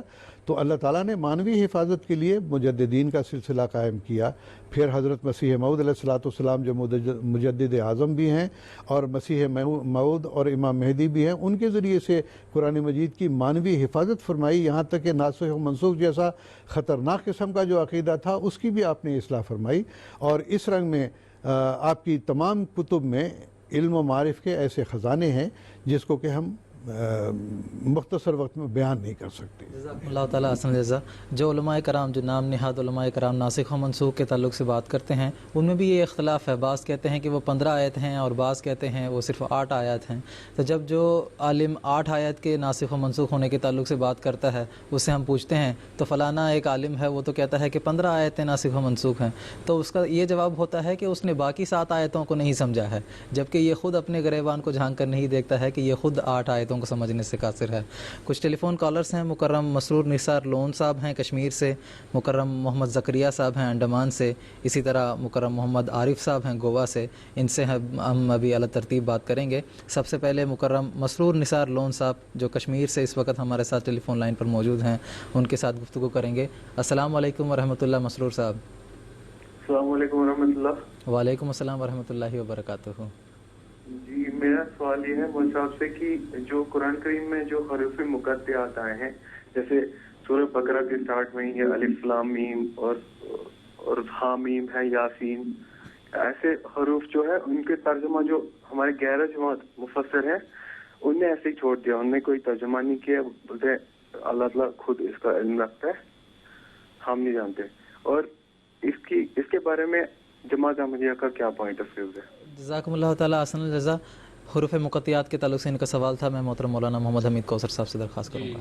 حروف مقطعات کے بارے میں جو انہوں نے سوال کیا ہے، عام طور پہ جو غیر احمدی حضرات ہیں وہ یہ کہتے ہیں، اور مفسرین نے لکھا ہے کہ یہ اللہ اور سیدنا محمد صلی اللہ علیہ وسلم کے درمیان کچھ راز تھے جس کو ہم بیان نہ کر سکتے ہیں، نہ سمجھ سکتے ہیں، نہ اس کی ضرورت ہے. یہ ایک ان کا اپنا نقطہ نظر ہے. لیکن جہاں تک جماعت احمدیہ کا تعلق ہے، یہ جہاں جہاں بھی یہ بیان کیے گئے ہیں وہاں پر اصل میں ایک راز کی بات کہی گئی ہے. جیسے الف لام میم کا انہوں نے ذکر کیا، ان اللہ عالم، ایک پورا اس کا مفہوم بنتا ہے. اور جیسا کہ آج کل ہمارا اب یہ رواج انگریزی میں شروع ہوا ہے، جیسے مثال کے طور پہ بی اے کہتے ہیں، یا ایم اے کہتے ہیں ماسٹر آف آرٹ، یا UN United state of America. تو یہ مخفف کلمات انگریزی والوں نے تو اب ایجاد کیے، لیکن قرآن مجید نے یہ بہت پہلے بیان کر دیے تھے. اور اس کی تفصیل سیدنا مسلم اور رضی اللہ تعالیٰ عنہ نے تفسیر کبیر کی پہلی جلد میں تفصیل کے ساتھ بیان کی ہے. دوسرا یہ ہے کہ یہ جو حروف ہیں یہ کچھ زمانے کی بھی تعین کرتے ہیں، کیونکہ عربی زبان میں ہر حرف کا کچھ نمبر ہوتے ہیں. جیسے مثال کے طور پہ الف کا 1، بے کے 2، جیم کے، اسی طرح ہر ایک کے یہ حروف بنے ہوئے ہیں. حروف ابجد اس کو کہتے ہیں، یہ حروف بنے ہوئے ہیں. اور اس کا حضرت مسلم موعود رضی اللہ تعالیٰ نے تفسیر کبیر میں اس کا ذکر بھی فرمایا ہے. ایک یہودی حضور صلی اللہ علیہ وسلم کے پاس آیا تو حضور نے یہ لفظ پڑھے الف لام میم. تو اس نے کہا آپ کی عمر تو اتنے سال رہے گی، 60 یا 70 سال. پھر حضور نے دوسرے الف لام را پڑھا، کہنے لگا اور کچھ سال. اس طرح پڑھتے پڑھتے اس نے کہا بہت سے. پھر اس نے آخر میں کہا یہ سارے جو حروف ہیں اتنے زیادہ ہو گئے ہیں کہ اب میرے لیے یہ معاملہ مشتبہ ہو گیا ہے. تو اس پر حضور صلی اللہ علیہ وسلم نے اس کے اس قیافہ کی نہ تردید کی نہ تصدیق کی، اس کو ویسے ہی چھوڑ دیا. تو حضرت مسلم موعود رضی اللہ تعالیٰ عنہ نے ان حروف ابجد اور مقطعات سے ایک نتیجہ بھی نکالا ہے کہ عالم اسلام میں ان حروف مقطعات کے مطابق کہاں کہاں اہم واقعات ہوئے، اس کی پوری تفصیل تفسیر کبیر جلد اول میں دی گئی ہے. وہاں آپ اس کی تفصیل ملاحظہ فرما سکتے ہیں. جزاکم اللہ تعالیٰ احسن الجزا. ایک اور ٹیلی فون کالر ہیں مکرم محمد زکریا صاحب، انڈمان سے اس وقت ہمارے ساتھ ٹیلی فون لائن پر موجود ہیں. میں ناظرین کو یہ بتا دوں کہ انڈمان ایک آئی لینڈ ہے جہاں پر جماعت احمدیہ اس وقت قائم ہے اور ہندوستان کے ساتھ اس کا شمار کیا جاتا ہے. ان سے بھی گفتگو کرتے ہیں. السلام علیکم ورحمۃ اللہ. محمد زکریا صاحب. السلام علیکم زکریا صاحب، موجود ہیں آپ ٹیلی فون لائن پر؟ ایک اور ٹیلی فون کالر ہیں، ان سے ابھی بات کریں گے، دوبارہ ان کے ساتھ بات کرنے کی کوشش کریں گے. مکرم رائے حبیب احمد صاحب ہیں لندن سے، اس وقت ہمارے ساتھ ٹیلی فون لائن پر موجود ہیں، ان سے بھی بات کریں گے. السلام علیکم ورحمۃ اللہ. السلام علیکم ورحمۃ اللہ. ہم دوبارہ ان سے رابطہ کرنے کی کوشش کریں گے. اب میں اپنے پروگرام کے اصل حصے کی طرف آنا چاہوں گا اور میں محترم مولانا محمد حمید کوثر صاحب سے یہ پوچھنا چاہوں گا کہ قرآن کریم کی جو معنوی حفاظت کا سلسلہ ہے یہ غیر اللہ کے دخل سے بالکل پاک ہے، جس طرح کہ اللہ تعالیٰ نے خود فرمایا ہے کہ وہ خود مجددین کو مبعوث کرے گا، اور جو مجددین اعظم ہے اس کو اللہ تعالیٰ نے حضرت اقدس مسیح موعود علیہ الصلوۃ والسلام کی صورت میں آخری زمانے میں مبعوث فرمایا تھا. اور آپ علیہ الصلوۃ والسلام نے دنیا کے سامنے یہ چیلنج پیش کیا ہے کہ اللہ تعالیٰ نے قرآن کریم کے معارف مجھ پر کھولے ہیں اور کوئی نہیں جو میرے ساتھ اس میدان پر مقابلہ کر سکے. میں آپ سے درخواست کروں گا کہ سیدنا حضرت اقدس مسیح موعود علیہ الصلوۃ والسلام کے اس چیلنج کے تعلق سے ہمارے ناظرین کو کچھ تفصیل بتائیں. جی، سیدنا محمد مصطفیٰ صلی اللہ علیہ وسلم نے ایک حدیث میں یہ بیان فرمایا تھا، لا یبقى من القرآن الا رسمہ، کہ ایک زمانہ آئے گا کہ مسلمان اس کو بالکل چھوڑ دیں گے. مسلمان تو چھوڑ ہی دیں گے، تو جب مسلمان چھوڑ دیں گے تو دوسرے اس کا کیا حشر کریں گے؟ وہ تو بالکل ہی اس کے کچھ معنی بنانا شروع کر دیں گے. چنانچہ جب سیدنا حضرت مسیح موعود علیہ الصلوۃ والسلام تشریف لائے تو ابھی آپ کی نہ کوئی جماعت تھی، نہ آپ کا کوئی دعویٰ تھا، نہ اعلان تھا. آپ نے مسلمانوں کی طرف سے جو قرآن مجید کا اہمال دیکھا اور قرآن مجید سے دوری دیکھی، قرآن مجید کو انہوں نے بالکل چھوڑ رکھا تھا. اور دوسرے قرآن مجید کے اوپر بہت زیادہ حملہ آور تھے. خاص طور پہ ہمارے یہاں پر جو عیسائی اس وقت برسر اقتدار تھے، انہوں نے قرآن مجید کی نت نئی تفسیریں کرنا شروع کی. اسی طرح بعض ہندو صاحبان نے تفاسیر کی اور عجیب و غریب قسم کے تفسیریں کی، اور ایسی تفاسیر کی کہ کسی طرح زیادہ سے زیادہ انسانوں کو قرآن سے بددل کیا جائے، نبی کریم صلی اللہ علیہ وسلم سے بددل کیا جائے، اور مسلمانوں کو بھی قرآن سے بددل کر دیا جائے. اور حالی صاحب نے تو یہاں تک کہہ دیا، رہا دین باقی نہ اسلام باقی، ایک اسلام کا رہ گیا نام باقی، یہاں تک نوبت پہنچ گئی تھی.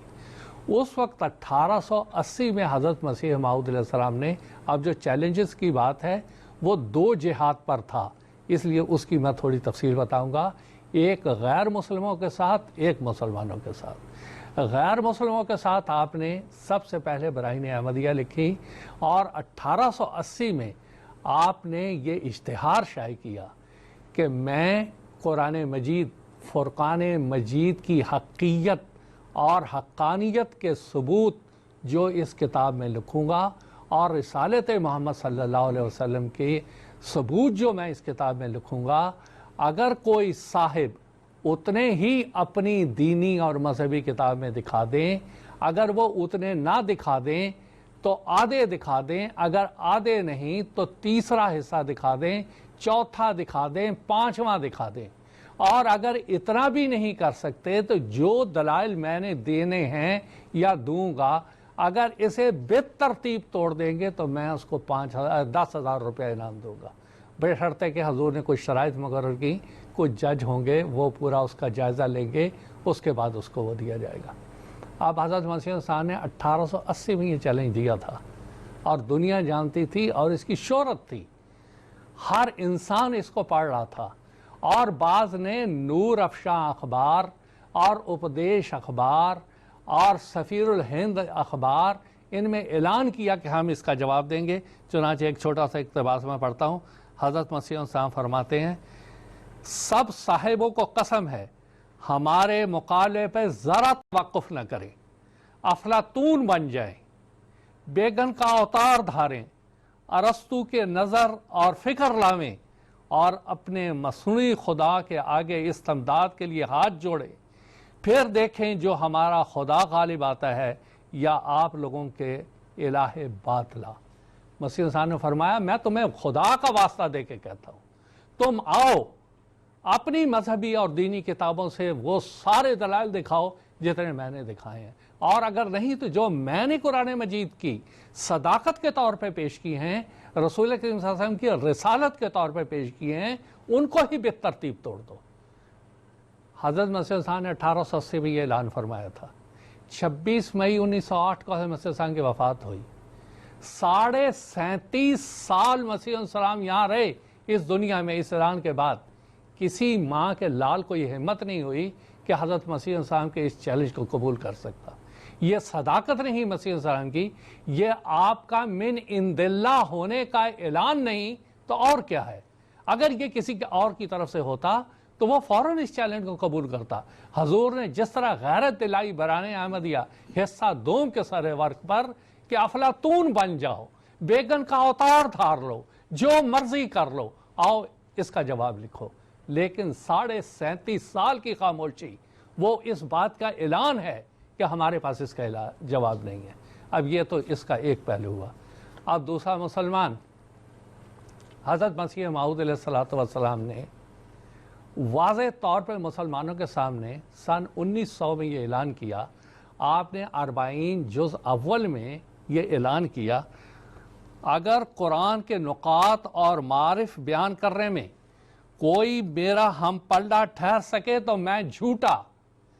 اگر قرآن کے نقاط اور معارف بیان کرنے میں کوئی میرا ہم پلہ ٹھہر سکے تو میں جھوٹا. 1900 میں مسیح موعود علیہ السلام اعلان فرما رہے ہیں. پھر میں اپنی بات کو دہراتا ہوں، 7.5 سال مسیح موعود علیہ السلام زندہ رہے، باحیات رہے، اس اعلان کو دہراتے رہے. مسلمان علماء، نام نہاد علماء ادھر ادھر کی تو باتیں کرتے رہے، لیکن اس چیلنج کو قبول کرنے کی کسی کو ہمت نہیں ہوئی. میں کہتا ہوں اور دلائل سارے ایک طرف ہی رکھ دیے جائیں, صرف یہی دلیل حضرت مسیح موعود علیہ السلام کی صداقت کی زبردست دلیل ہے کہ آپ بار بار کہتے رہے کہ قرآنی نقائط اور معارف میں اگر کوئی میرا ہم پلہ ٹھہر جائے تو میں جھوٹا. اس سے بڑا مسیح السلام کو جھوٹا قرار دینے کا کیا ذریعہ ہو سکتا تھا؟ ان کو کہنا چاہیے تھا قرآن ہمارے ساتھ ہے, نقاط ہم جانتے ہیں, معارف ہم جانتے ہیں, تفسیر ہم جانتے ہیں, یہ لو لکھ کے دکھاتے ہیں. ایک آیت کی بھی تو تفسیر کسی نے نہیں لکھی. اب ایک واقعات تو بہت ہے, لیکن وقت کے اختصار سے میں صرف ایک واقعہ بیان کر دیتا ہوں کہ حضرت مسیح موعود علیہ السلام نے ایک دفعہ اعلان فرمایا کہ آؤ ایک فیصلہ کرتے ہیں کہ پنجاب کا دارالحکومت اس وقت لاہور ہے, وہاں پر علماء آ جائیں, خاص طور پہ پیر مہر علی شاہ گولڑوی کو آپ نے مخاطب کر کے کہا وہاں پر آپ تشریف لے آئیں اور ہم 40 آیات کا انتخاب کر لیتے ہیں اور اس کے بعد وہاں بیٹھ کے آمنے سامنے ہم تفسیر لکھتے ہیں. چنانچہ وہ ایک لمبی بات ہے, اس سب کو میں چھوڑتا ہوں. وہ آئے, پہلے آ کر انہوں نے اعلان کیا میں پہلے مسیحیت کے بارے میں آپ سے مباحثہ کروں گا, اس کے بعد جو ہے وہ تفسیر کروں گا. بہرحال ایک ٹال مٹول والی صورت تھی اور اس کے بعد وہ لاہور آئے بھی, لاہور سے واپس چلے گئے. اب ان کے مریدوں نے کہنا شروع کیا کہ وہ تو آئے تھے لیکن مرزا صاحب ہی نہیں آئے تفسیر لکھنے کے لیے, وہ تو بالکل تیار تھے. حضرت مسیح موعود علیہ السلام نے اس سارے جھگڑے کا ایک حل بتایا. حضور نے فرمایا آج 15 دسمبر 1900 ہے اور میں یہ اعلان کرتا ہوں کہ سورہ فاتحہ کی عربی زبان میں اگر پیر صاحب 70 دن میں تفسیر لکھ کے بتا دیں, اور میں بھی تفسیر لکھتا ہوں سورہ فاتحہ کی عربی زبان میں, اور وہ پھر 3 ججز کے سامنے پیش کی جائے گی, اگر وہ یہ کہہ دیں کہ مرزا پیر صاحب کی تفسیر زیادہ اچھی ہے تو میں ان کو 500 روپیہ نذرانہ پیش کروں گا, اور وہ اپنے علماء سے مدد لیں, عرب بلغاء کو بلا لیں, فضلاء کو بلا لیں, ان کے ادیبوں کو بلا لیں اور تفسیر لکھیں. حضرت مسیح موعود علیہ السلام نے اعجاز مسیح تفسیر لکھنا شروع کی اور آپ نے جو 25 فروری 70 دن بنتے تھے, آپ نے 23 فروری کو یہ تفسیر مکمل کر کے شائع کروا دی اور پیر صاحب کو بھجوا دی, اور اسی طرح عرب دنیا کو بھجوائی. ان میں سے بھی بہت سو نے یہ اعتراف کیا کہ حضرت مسیح موعود علیہ السلام کی جو تفسیر ہے وہ لاجواب ہے, وہ ایک معجزہ ہے جو دوسرے علماء نہیں لکھ سکتے. سوال یہ ہے کہ اگر اللہ تمہارے ساتھ ہے, ابھی ہم نے اپنی اس گفتگو میں کئی دفعہ اس کا ذکر کیا, لا یمسہ الا المطہرون واتقوا اللہ یعلمکم اللہ, اگر تم زیادہ متقی ہو, اگر مرزا صاحب سے زیادہ تم متقی ہو, اللہ تم کو سکھاتا تفسیر کیوں نہیں آئے تو مقابلے پر. اگر تم زیادہ مطہر ہو, اللہ تعالیٰ کی طہارت اللہ تعالیٰ نے تمہاری طہارت قلب کو قبول کیا ہے, کیوں نہیں انہوں نے نقاط اور معرف تم کو سکھائے؟ یہی تمہارے جھوٹے ہونے کی سب سے بڑی دلیل ہے. بہرحال حضرت مسیح عیسیٰ نے یہ تفسیر لکھی اور شائع ہوئی, اور اس کے بعد پیر صاحب پھر 37 سال زندہ رہے.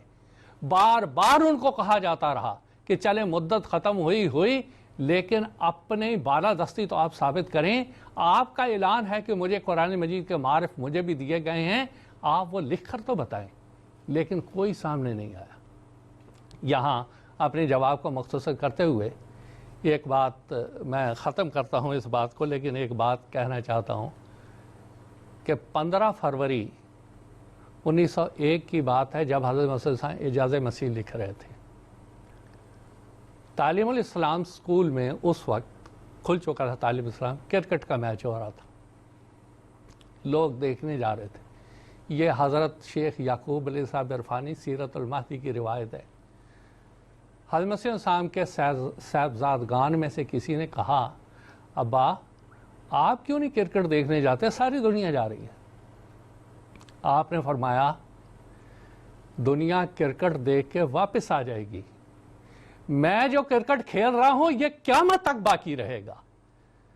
آج اعجاز مسیح کی جب بات ہو رہی ہے، آپ اعجاز مسیح اسے تصنیف فرما رہے تھے، اور واقعی قیامت تک یہ رہے گی۔ جو نقاط اس میں بیان کیے آج بھی عربی دان اس کو حیرت سے پڑھتے ہیں۔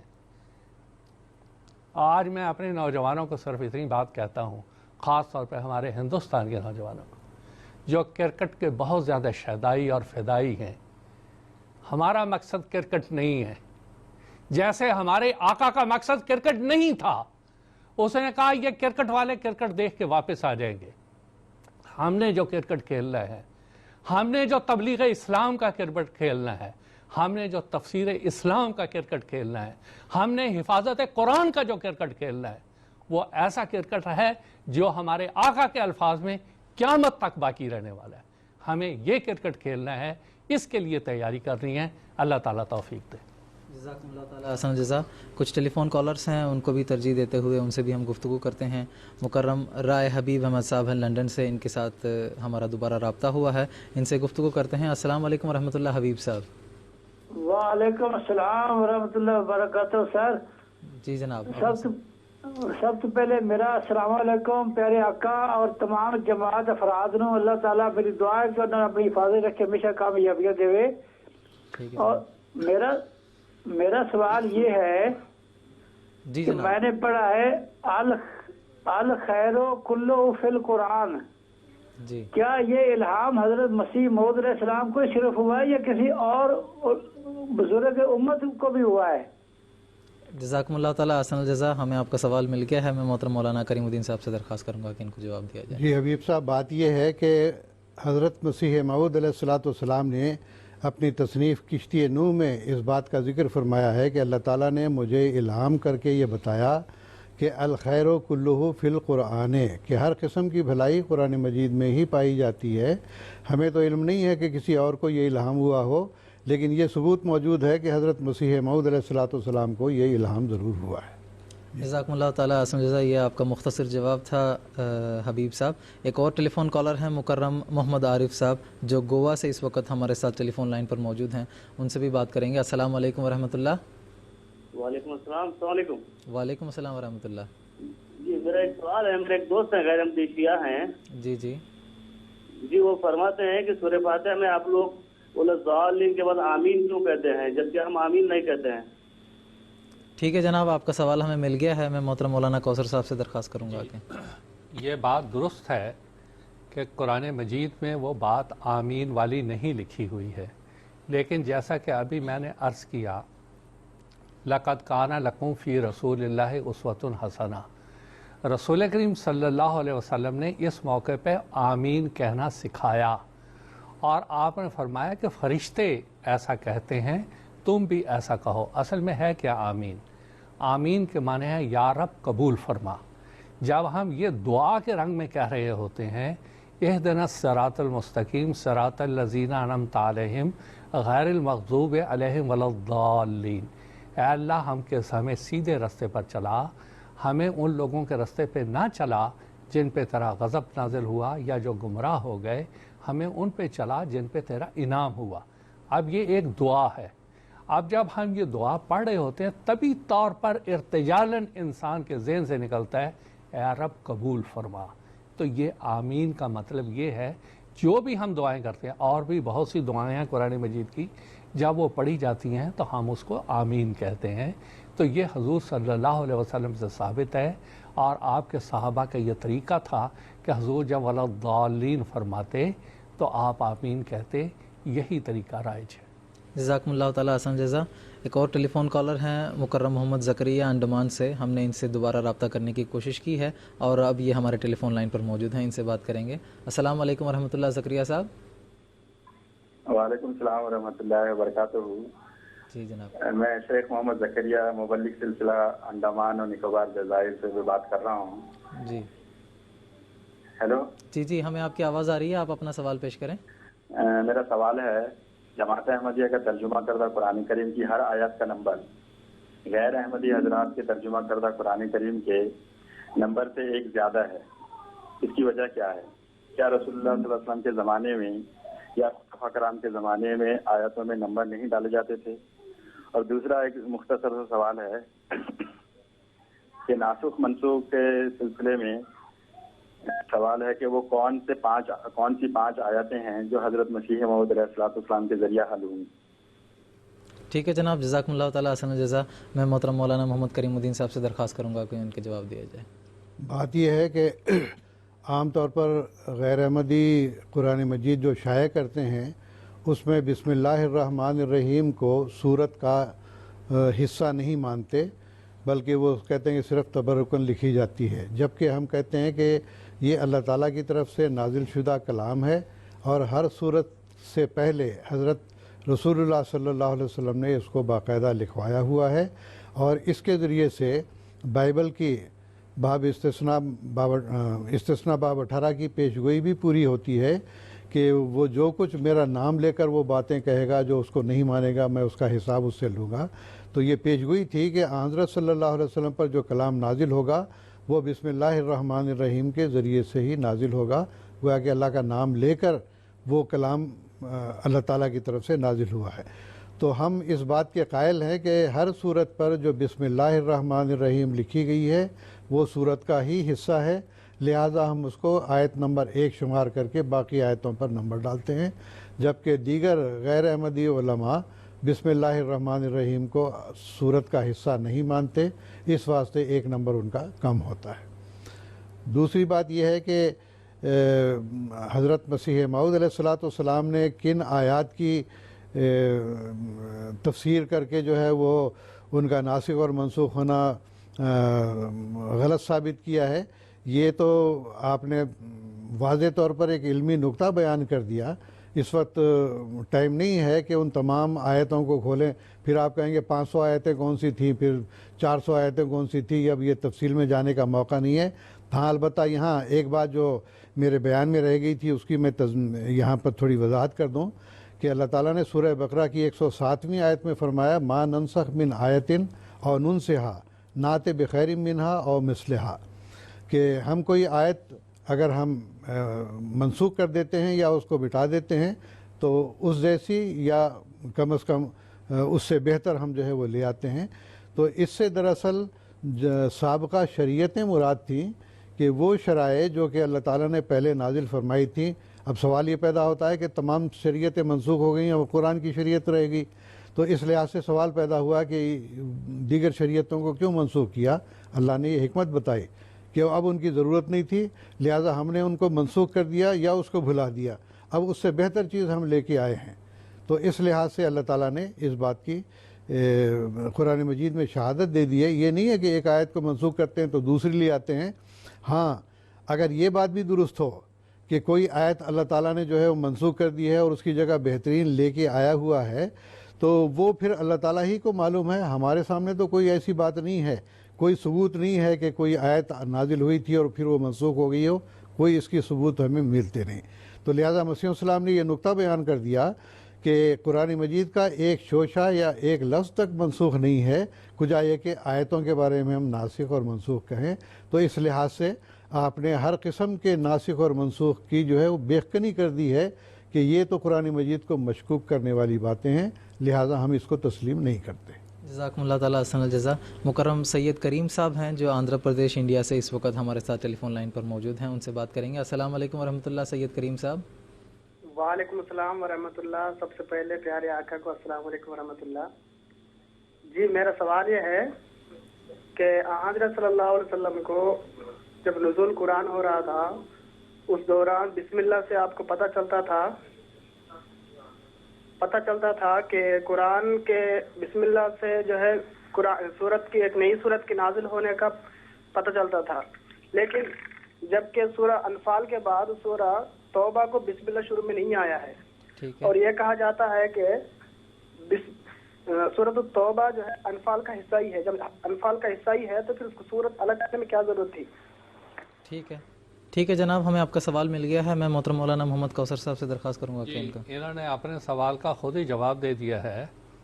بات یہ ہے کہ سورہ توبہ سورہ انفال کا ہی حصہ ہے، لیکن وہ مضمون کے لحاظ سے تھوڑا سا علیحدہ ہے، اس لیے تھوڑا سا فاصل ڈالنے کے لیے جیسے ہم نیا پیراگراف شروع کرتے ہیں، اسی طرح ہی سورہ انفال کا تسلسل جو مضمون کا چل رہا ہے اصل میں لکھتے لکھتے وہ ایک نئی صورت اس لیے بنائی تاکہ مضمون علیحدہ بھی نظر آئے اور یہ بھی پتہ چلے کہ وہ سورہ انفال کا ہی حصہ ہے۔ اگر یہ ذرا غور سے کوئی بھی قاری وہ سورہ انفال اور اس کے بعد سورہ توبہ کا مضمون پڑھے گا تو صاف یہ بات واضح ہو جائے گی۔ جزاکم اللہ تعالیٰ احسن الجزاء۔ اب میں اپنے پروگرام کے اصل حصے کی طرف آنا چاہوں گا اور محترم مولانا محمد کریم الدین صاحب شاہد سے میرا یہ سوال ہے کہ سیدنا حضرت اقدس مسیح موعود علیہ السلام نے دنیا کے سامنے یہ اعلان فرمایا ہے اور یہ دعویٰ فرمایا ہے کہ اللہ تعالیٰ نے مجھ پر قرآن شریف کے معارف کو کھولے ہیں۔ اس کے نتیجے میں سیدنا حضرت اقدس مسیح موعود علیہ السلام نے جو خدمت قرآن کی ہے کہ فرائض سر انجام دیے ہیں، اور آپ علیہ السلام کا جو تعلیم فہم قرآن ہے اور آپ علیہ السلام کا جو عشق قرآن ہے، اس کے تعلق سے کچھ تفصیل ہمارے ناظرین کی خدمت میں پیش کرنے کی میں آپ سے درخواست کروں گا۔ سیدنا حضرت مسیح موعود علیہ السلام کو شروع ہی سے دنیاوی، جیسا کہ ہم ابتدائی جو ایپیسوڈ گزر چکے ہیں آپ کے جو زندگی کے حالات بچپن کے اور جوانی کے ہم بیان کر چکے ہیں، اس میں اس بات کا ذکر آیا ہے کہ حضرت مسیح موعود علیہ السلام کو عام دنیاوی جو کھیل کود یا اسی طرح کے جو دیگر مشاغل ہیں ان سے کوئی لگاؤ نہیں تھا، بلکہ آپ کو ہمیشہ قرآن مجید سے ہی لگاؤ رہا۔ اور جیسا کہ قرآن مجید میں آتا لا یمسہ الا المطہرون، یہاں مس کا یہ مطلب بھی ہے قرآن مجید سے لگاؤ صرف وہی لوگ رکھتے ہیں جو پاکیزہ فطرت رکھنے والے ہیں۔ تو اس لحاظ سے مس کے معنی یہ بھی ہیں کہ جیسے ہم کہتے ہیں نا اس کو تو قرآن یہ عربی زبان سے کوئی مس نہیں ہے، انگریزی زبان سے کوئی مس نہیں ہے، تو مطلب یہ کہ اس سے لگاؤ نہیں ہے۔ تو اللہ تعالیٰ نے فرمایا کہ پاکیزہ لوگ ہی جو ہے اس سے لگاؤ رکھتے ہیں۔ تو حضرت مسیح موعود علیہ السلام کو جب سے کہ آپ نے شعور سنبھالا ہے قرآن مجید کی طرف زیادہ لگاؤ تھا، اور جیسا کہ بعض اساتذہ حضرت مسیح موعود علیہ السلام کے والد نے رکھے ہوئے تھے، قرآن بھی پڑھاتے تھے اور دیگر علوم بھی، تو اس زمانے سے ہی آپ کو بڑا لگاؤ تھا۔ چنانچہ تاریخ میں یہ ذکر آتا ہے کہ جس وقت آپ سیالکوٹ میں ملازمت اختیار کیے ہوئے تھے اس زمانے میں بھی دفتر سے آتے اور آنے کے بعد کمرہ بند کر کے سیدھا قرآن مجید کی تلاوت میں لگ جاتے۔ جو آیتیں زیادہ سمجھنے کے قابل ہوتی تھیں ان کو آپ ایک کاغذ پہ لکھ کے سامنے ایک ڈور بندی ہوئی ہوتی تھی اس کے اوپر بھی لٹکا دیتے تھے، اور اگر کوئی معنی سمجھ نہیں آتے تو جس گھر میں آپ رہتے تھے ان گھر والوں کا یہ بیان ہے کہ گھنٹوں آپ سجدے میں گرے رہتے، رو رو کر اللہ تعالیٰ سے دعا کرتے کہ اے اللہ تیرا کلام ہے، تو ہی سمجھائے گا تو میں سمجھ سکتا ہوں، یہ معنی مجھ پہ نہیں کھل رہے ہیں، تو اس کے معنی مجھ پر کھول۔ تو شروع سے ہی آپ کو ایام جوانی سے ہی قرآن مجید سے بڑا لگاؤ تھا، بڑا عشق تھا۔ اور پھر اسی طرح سے یہ ذکر آتا ہے کہ جب آپ کسی کام سے بٹالہ جاتے یا مقدمات کے سلسلے میں یا اور کسی اور کام سے، تو بیان کیا جاتا کہ بہلی میں بیٹھ کے یا ڈولی میں بیٹھ کے آپ جاتے، تو اس وقت کہتے ہیں کہ بٹالہ جانے تک قادیان سے 5 گھنٹے کا وقت لگتا تھا۔ آپ قرآن مجید کھولتے اور ذکر آتا ہے کہ ایک دفعہ قرآن مجید کھولا آپ نے، سورہ فاتحہ کی تلاوت کرتے گئے، 5 گھنٹے تک اسی پر غور و خوض کرتے رہے۔ تو یہ عالم تھا آپ کا انہماک کا قرآن مجید کے ساتھ۔ چنانچہ آپ نے خود اس بات کا ذکر فرمایا ہے کہ دل میں یہی ہے ہر دم تیرا صحیفہ چوموں، قرآن کے گرد گھوموں، کعبہ میرا یہی ہے۔ تو اس لحاظ سے آپ کے اندر وہ قرآن مجید سے جو انہماک تھا اس کے نتیجے میں اللہ تعالیٰ نے پھر حقائق اور معارف بھی کھولے۔ اور پھر دیکھیے کہ حضرت مسیح موعود علیہ السلام بچوں سے بڑا عشق نرم سلوک کرنے والے تھے، حتیٰ کہ کئی ایسی باتیں آتی ہیں کہ آدمی تو کو غصہ بھی آ سکتا تھا، لیکن آپ نے جو ہے درگزر کیا۔ مثال کے طور پر حضرت مسلم موعود رضی اللہ تعالیٰ عنہ جو ابھی بچہ تھے، مسیح موعود علیہ السلام کوئی مسودہ لکھ رہے تھے، بڑا اہم تھا، اب لکھ کے ساتھ ساتھ ڈالتے جاتے تھے، تو پیچھے سے جو ہے حضرت مسلم موعود حضرت مرزا بشیر الدین محمود احمد صاحب آئے، وہ کاغذ لیے، انہوں نے ماچس کی تیلی لی اور اس کو جلا دیا۔ مسیح السلام کو جب لکھتے ہوئے خیال آیا کہ پہلے میں کیا لکھ چکا ہوں اس کو دیکھیں، تو وہ دیکھا کہ کاغذ ندارت اور وہاں پر راکھ کا ڈھیر بنا ہوا ہے۔ کسی نے کہا کہ میاں صاحب نے کاغذ جلا دیے ہیں۔ کوئی اور آدمی ہوتا، بڑا برافروختہ ہوتا، آپ کہتے کہ چلو اللہ تعالیٰ ہمیں کوئی اور اچھا مضمون سمجھا دے گا، تو اتنا درگزر کرنے والے تھے۔ لیکن بیان کیا جاتا ہے کہ حضرت مرزا مبارک احمد صاحب جو آپ کے چھوٹے فرزند تھے، ایک دفعہ 6-7 سال کی عمر ان کی ہوگی، قرآن مجید ان کے ہاتھ سے گر گیا یا گرا دیا، انہوں نے ہاتھ لگ گیا، گر گیا، تو مسیح السلام کو وہ برداشت نہیں ہوا جو عشق تھا قرآن سے اور جو مرتبہ تھا قرآن مجید کا آپ کے دل میں اور جو عظمت تھی، اس کی وجہ سے قرآن مجید جو ہی گرا آپ نے فوری طور پر اس کو اٹھایا اور بچے کو تھپڑ لگا دیا کہ یہ کیا تم نے بدتمیزی کی ہے۔ تو اس سے بھی اندازہ ہوتا ہے کہ کس قدر قرآن مجید کے بارے میں آپ کو عشق تھا، کتنی محبت تھی، اور اسی واسطے آپ نے فرمایا ہے کہ نور فرقہ ہیں جو سب نوروں سے اجلا نکلا، پاک وہ جس سے یہ انوار کا دریا نکلا۔ پہلے سمجھے تھے کہ موسیٰ کا عصا ہے فرقہ، پھر جو دیکھا تو ہر ایک لفظ مسیحا نکلا۔ تو گویا کہ قرآن مجید کو اتنے غور و فکر سے پڑھا ہے آپ نے عشق کے نتیجے میں کہ ایک ایک لفظ آپ کو جو ہے ایک معجزہ نظر آتا تھا۔ تو اتنے انہماک سے قرآن مجید کس نے پڑھا ہوگا اور زیادہ؟ تو یہ آپ کے عشق کی داستان ہے، اور اس عشق کا نتیجہ یہ تھا کہ آپ نے آریوں سے بھی مباحثے چھیڑے، عیسائیوں سے بھی مباحثے چھیڑے، مسلمانوں سے بھی جو ہے مباحثے ہوئے۔ آپ نے اس کے بارے میں کتابیں لکھی کہ قرآن مجید کے عشق کی خاطر کہ اس کی تعلیم پر کسی طرح کا کوئی دھبا نہ آئے، آپ نے قرآن مجید کی وہ خدمت سر انجام دی ہے کہ میرا خیال ہے کہ جیسا کہ ابھی آپ نے ذکر سنا براہین احمدیہ آپ نے لکھی ہے، تو یہ صرف آپ کے وہ جذبہ عشق قرآن تھا جس نے کہ یہ خدمت قرآن پر آپ کو معمور کر دیا، اور آپ نے ایسے نکات اس کے اندر لکھے ہیں کہ قرآن مجید کی حقیقت کے بارے میں، حضرت صلی اللہ علیہ وسلم کی صداقت کے بارے میں، کہ آج دنیا حیران ہے، اس کا مقابلہ نہیں کر سکتی جیسا کہ ذکر ہو چکا ہے۔ تو یہ سب آپ کی خدمت قرآن ہے۔ پھر جیسا کہ میں نے پہلے ذکر کیا ہے 83 سے زیادہ آپ کی کتابیں ہیں، یہ ساری کی ساری آپ نے قرآن مجید کی خدمت کی خاطر لکھی ہوئی ہیں، اور جو غلط عقائد تھے ان کی بھی تردید آپ نے کی۔ تو یہ ایسی عظیم الشان خدمت قرآن ہے کہ جب براہین احمدیہ شائع ہوئی ہے تو مولوی محمد حسین صاحب بٹالوی کو یہ لکھنے پر مجبور ہونا پڑا کہ 1400 سال میں ایسی کتاب کی نظیر ہمارے سامنے معلوم نہیں ہوتی، یا اس کا ذکر نہیں ملتا ہے ہمیں۔ تو اس رنگ میں گویا کہ عظیم الشان خدمات آپ کی زندگی کے آخری زمانے تک، یہاں تک کہ آپ نے اسلامی اصول کی فلسفی جو لکھی ہے وہ ایسی کتاب ہے کہ مسیح السلام کو قبل ازیں آپ کے اس کے بارے میں اطلاع دی گئی تھی کہ مضمون بالا رہا، لہٰذا ہر مذہب کے نمائندے وہاں پر آئے، انہوں نے اپنے اپنے مذاہب کے مطابق ان سوالوں کے جوابات دیے، لیکن سب سے بالا حضرت مسیح موعود علیہ السلام کا ہی مضمون رہا، جو بیشتر کیا بلکہ سارا کا سارا قرآن مجید کی آیات پر ہی جو ہے وہ دلالت کرنے والا مضمون تھا، اور اللہ تعالیٰ نے اس کو بالا قرار دیا۔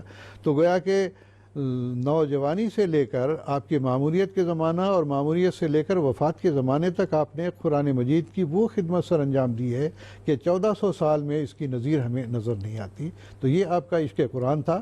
تو آپ یہی فرماتے ہیں کہ جمال و حسن قرآن نور جانے ہر مسلمان ہے، قمر ہے چاند اوروں کا ہمارا چاند قرآن ہے۔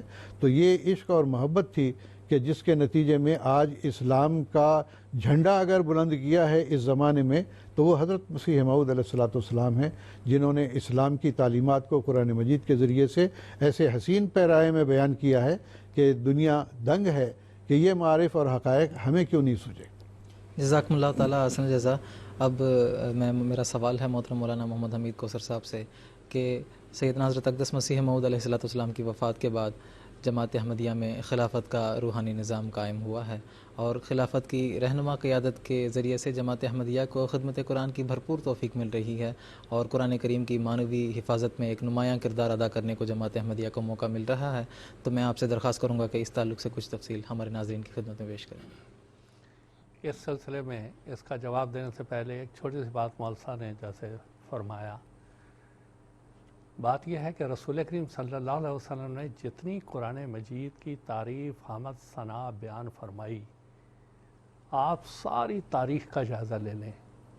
حضرت مسیح موعود علیہ السلام نے 3 زبانوں میں، عربی میں، فارسی میں، اردو میں، منظوم کلام میں بھی، اپنے منثور کلام میں بھی، جتنی مدح قرآن مجید کی فرمائی ہے حضور صلی اللہ علیہ وسلم کے بعد آپ کو اس طرح کسی کے کلام میں نہیں ملے گی، یا اول میں ملے گی یا یہاں ملے گی۔ تو یہ ایک حضرت مسیح انسان کی محبت اور جذبہ قرآن کا ایک بہت بڑا ثبوت ہے کہ اتنی مدح قرآن مجید کی، شاید ہی آپ کو قرآن مجید کی مدح میں کہیں اشعار چند ایک ملے، لیکن جتنا مسیح انسان نے اردو، فارسی، عربی میں لکھا شاید ہی کسی نے اتنا لکھا ہو۔ اب میں آتا ہوں دوسری بات، خلفائے کرام۔ जो जज्बा हज़रत मसीह मऊद अलैहिस्सलाम ने अपनी उम्मत, अपनी जमात के दिल में पैदा किया, खुलफाए किराम ने इसी जज्बे को, इसी काम को आगे बढ़ाया।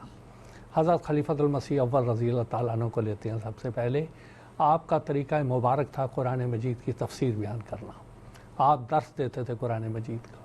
सच्चा आशिक सादिक जो था वो कुरान मजीद का हज़रत खलीफतुल मसीह अव्वल रज़ी अल्लाह ताला अन्हु थे।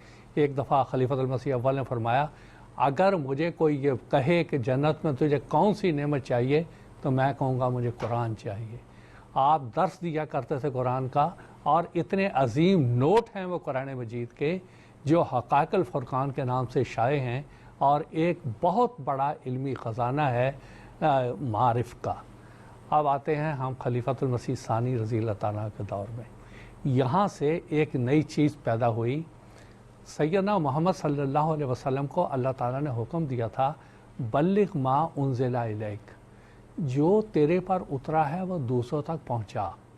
अब बात यह है कि कुरान मजीद तो अरबी में नाजिल हुआ है, ज़्यादा से ज़्यादा चंद एक ज़बानों में इसके तर्जुमे थे, लेकिन अक्सर व बेशतर दुनिया ऐसी थी कि उनको मुसलमानों की तरफ से कुरान मजीद के तराजुम ही फराहम नहीं किए गए थे, तो वो कुरान मजीद को समझते क्या और तबलीग इस्लाम का फरीज़ा अदा कैसे होता।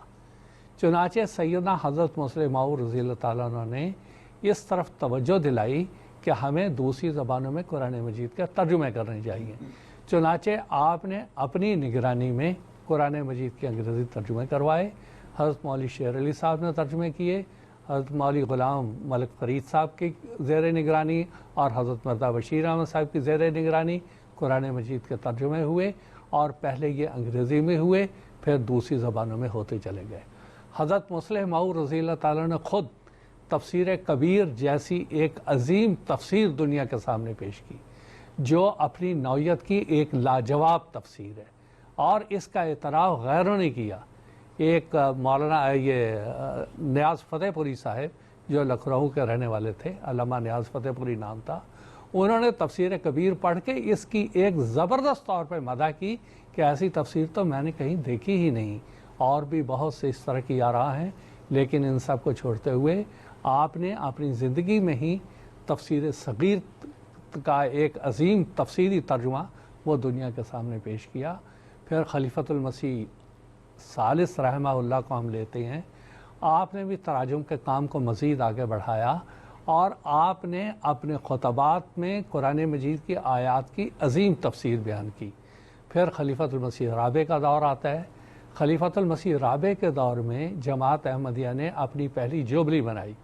खलीफतुल मसीह राबे रहमहुल्लाह ने कुरान मजीद की मुंतखब आयात का 100 से ज़ायद ज़बानों में तर्जुमा करवाया, और इसके अलावा पूरे कुरान मजीद का भी तर्जुमा करवाया, जो 50-60 के करीब तकरीबन ज़बानें थीं, और दुनिया की तमाम मशहूर ज़बानों में कुरान मजीद के वो तर्जुमे हो गए।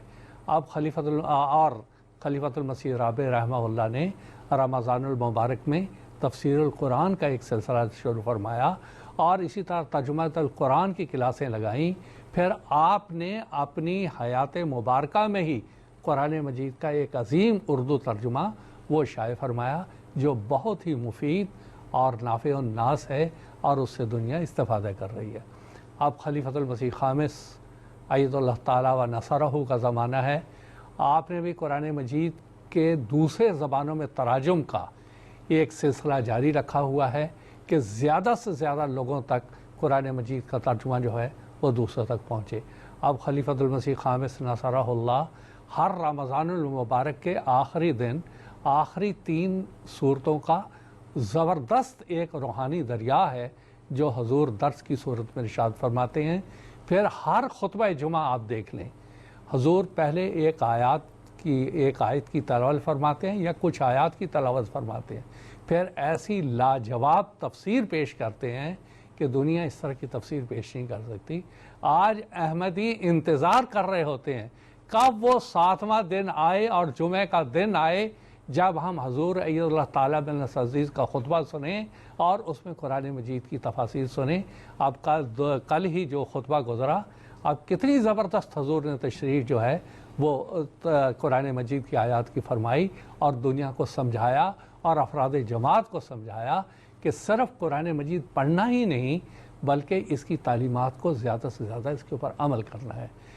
तो जमात अहमदिया के हज़रत मसीह अलैहिस्सलाम और खुलफ़ाए किराम का एक बहुत बड़ा कारनामा ये है, एक तो कुरानी तालीमात को और तर्जुमे को आगे बढ़ाना और फिर लोगों के दिलो दिमाग में इसको उतारना, उनको इसके ऊपर अमल परा कराना। बहरहाल ये तराजुम की एक लंबी तफसील है जो इस महदूद वक्त में अब मैं पेश नहीं कर सकता। इसी पे इक्तफ़ा करते हुए ये वो सिलसिला है जो जारी है और इंशाअल्लाह जारी होता चला जाएगा। बल्लिग मा उन्ज़िला इलैक का फरीज़ा सिर्फ़ और सिर्फ जमात अहमदिया अदा कर रही है और खिलाफत के साए करती चली जाएगी। जज़ाकुमुल्लाह ताला अहसन जज़ा। इस जगह पर सैयदना हज़रत खलीफतुल मसीह राबी रहमतुल्लाह ताला की मारिकतुल आरा तसनीफ़ revelation rationality knowledge and truth का भी जिक्र करना मैं ज़रूरी समझता हूँ, जिसमें हुज़ूर रहमतुल्लाह ने जदीद साइंसी इंकशाफात के ताल्लुक़ से कुरान मजीद की आयत को पेश फरमाया है। बहुत ही दिलचस्प किताब है। नाज़रीन, अब हम अपने प्रोग्राम के अख्ताम पर पहुँच रहे हैं। सैयदना हज़रत अक़दस मसीह मऊद अलैहिस्सलाम के एक इक़्तिबास के साथ प्रोग्राम को इंशाअल्लाह हम अख्ताम करेंगे। हुज़ूर फरमाते हैं कि जानना चाहिए कि खुला खुला एजाज़ कुरान शरीफ का जो हर एक कौम और हर एक अहले ज़बान पर रोशन हो सकता है, जिसको पेश करके हम हर एक मुल्क के आदमी को, खा हिंदी हो या पारसी, यूरोपियन या अमेरिकन या किसी और मुल्क का हो, मुल्ज़िम व साकित व लाजवाब कर सकते हैं। वो गैर महदूद मारूफ़ व हक़ाइक़ व उलूम हकीमिया कुरानिया हैं जो हर ज़माने में इस ज़माने की हाजत के मुवाफ़िक खुलते जाते हैं और हर एक ज़माने के ख़यालात का मुकाबला करने के लिए मुसल्लह सिपाहियों की तरह खड़े हैं। अगर कुरान शरीफ अपने हक़ाइक़ व दक़ाइक़ के लिहाज से एक महदूद चीज़ होती तो हरगिज़ वो मौजज़ा ताम्मा नहीं ठहर सकता। रूहानी ख़ज़ाइन जिल्द 2 इज़ाला अवहाम हिस्सा अव्वल सफ़ा नंबर 255। मैं हमारे पैनल में मौजूद उलमाए कराम का भी शुक्रिया अदा करना चाहता हूँ। इसी तरह जो टेलीफ़ोन कॉलर्स थे हमारे साथ इस प्रोग्राम को कामयाब बनाने में, उन्होंने भी एक अहम किरदार अदा किया है, उनको भी मैं शुक्रिया अदा करता हूँ। इंशाअल्लाह हम अपने अगले प्रोग्राम में तफ़ासिर कुरान की एक तहक़ीक़ी मुवाज़ना आपकी खिदमत में पेश करेंगे। हमारा अगला प्रोग्राम माह मई की 4 तारीख़ को हफ़्ते के रोज़ इंशाअल्लाह GMT के मुताबिक सहपहर के 4 बजे और इंडियन टाइम के मुताबिक रात के 9:30 बजे कादियान दारुल अमान से लाइव टेलीकास्ट किया जाएगा। तब तक के लिए आपसे इजाज़त चाहते हैं। अस्सलामु अलैकुम व रहमतुल्लाहि व बरकातुहू। आओ लोगों के यही नूर खुदा पाओगे, लो तुम्हें तौर तसल्ली का बताया हमने। आओ लोगों के यही नूर खुदा पाओगे, लो तुम्हें तौर तसल्ली का बताया हमने, लो तुम्हें तौर तसल्ली का बताया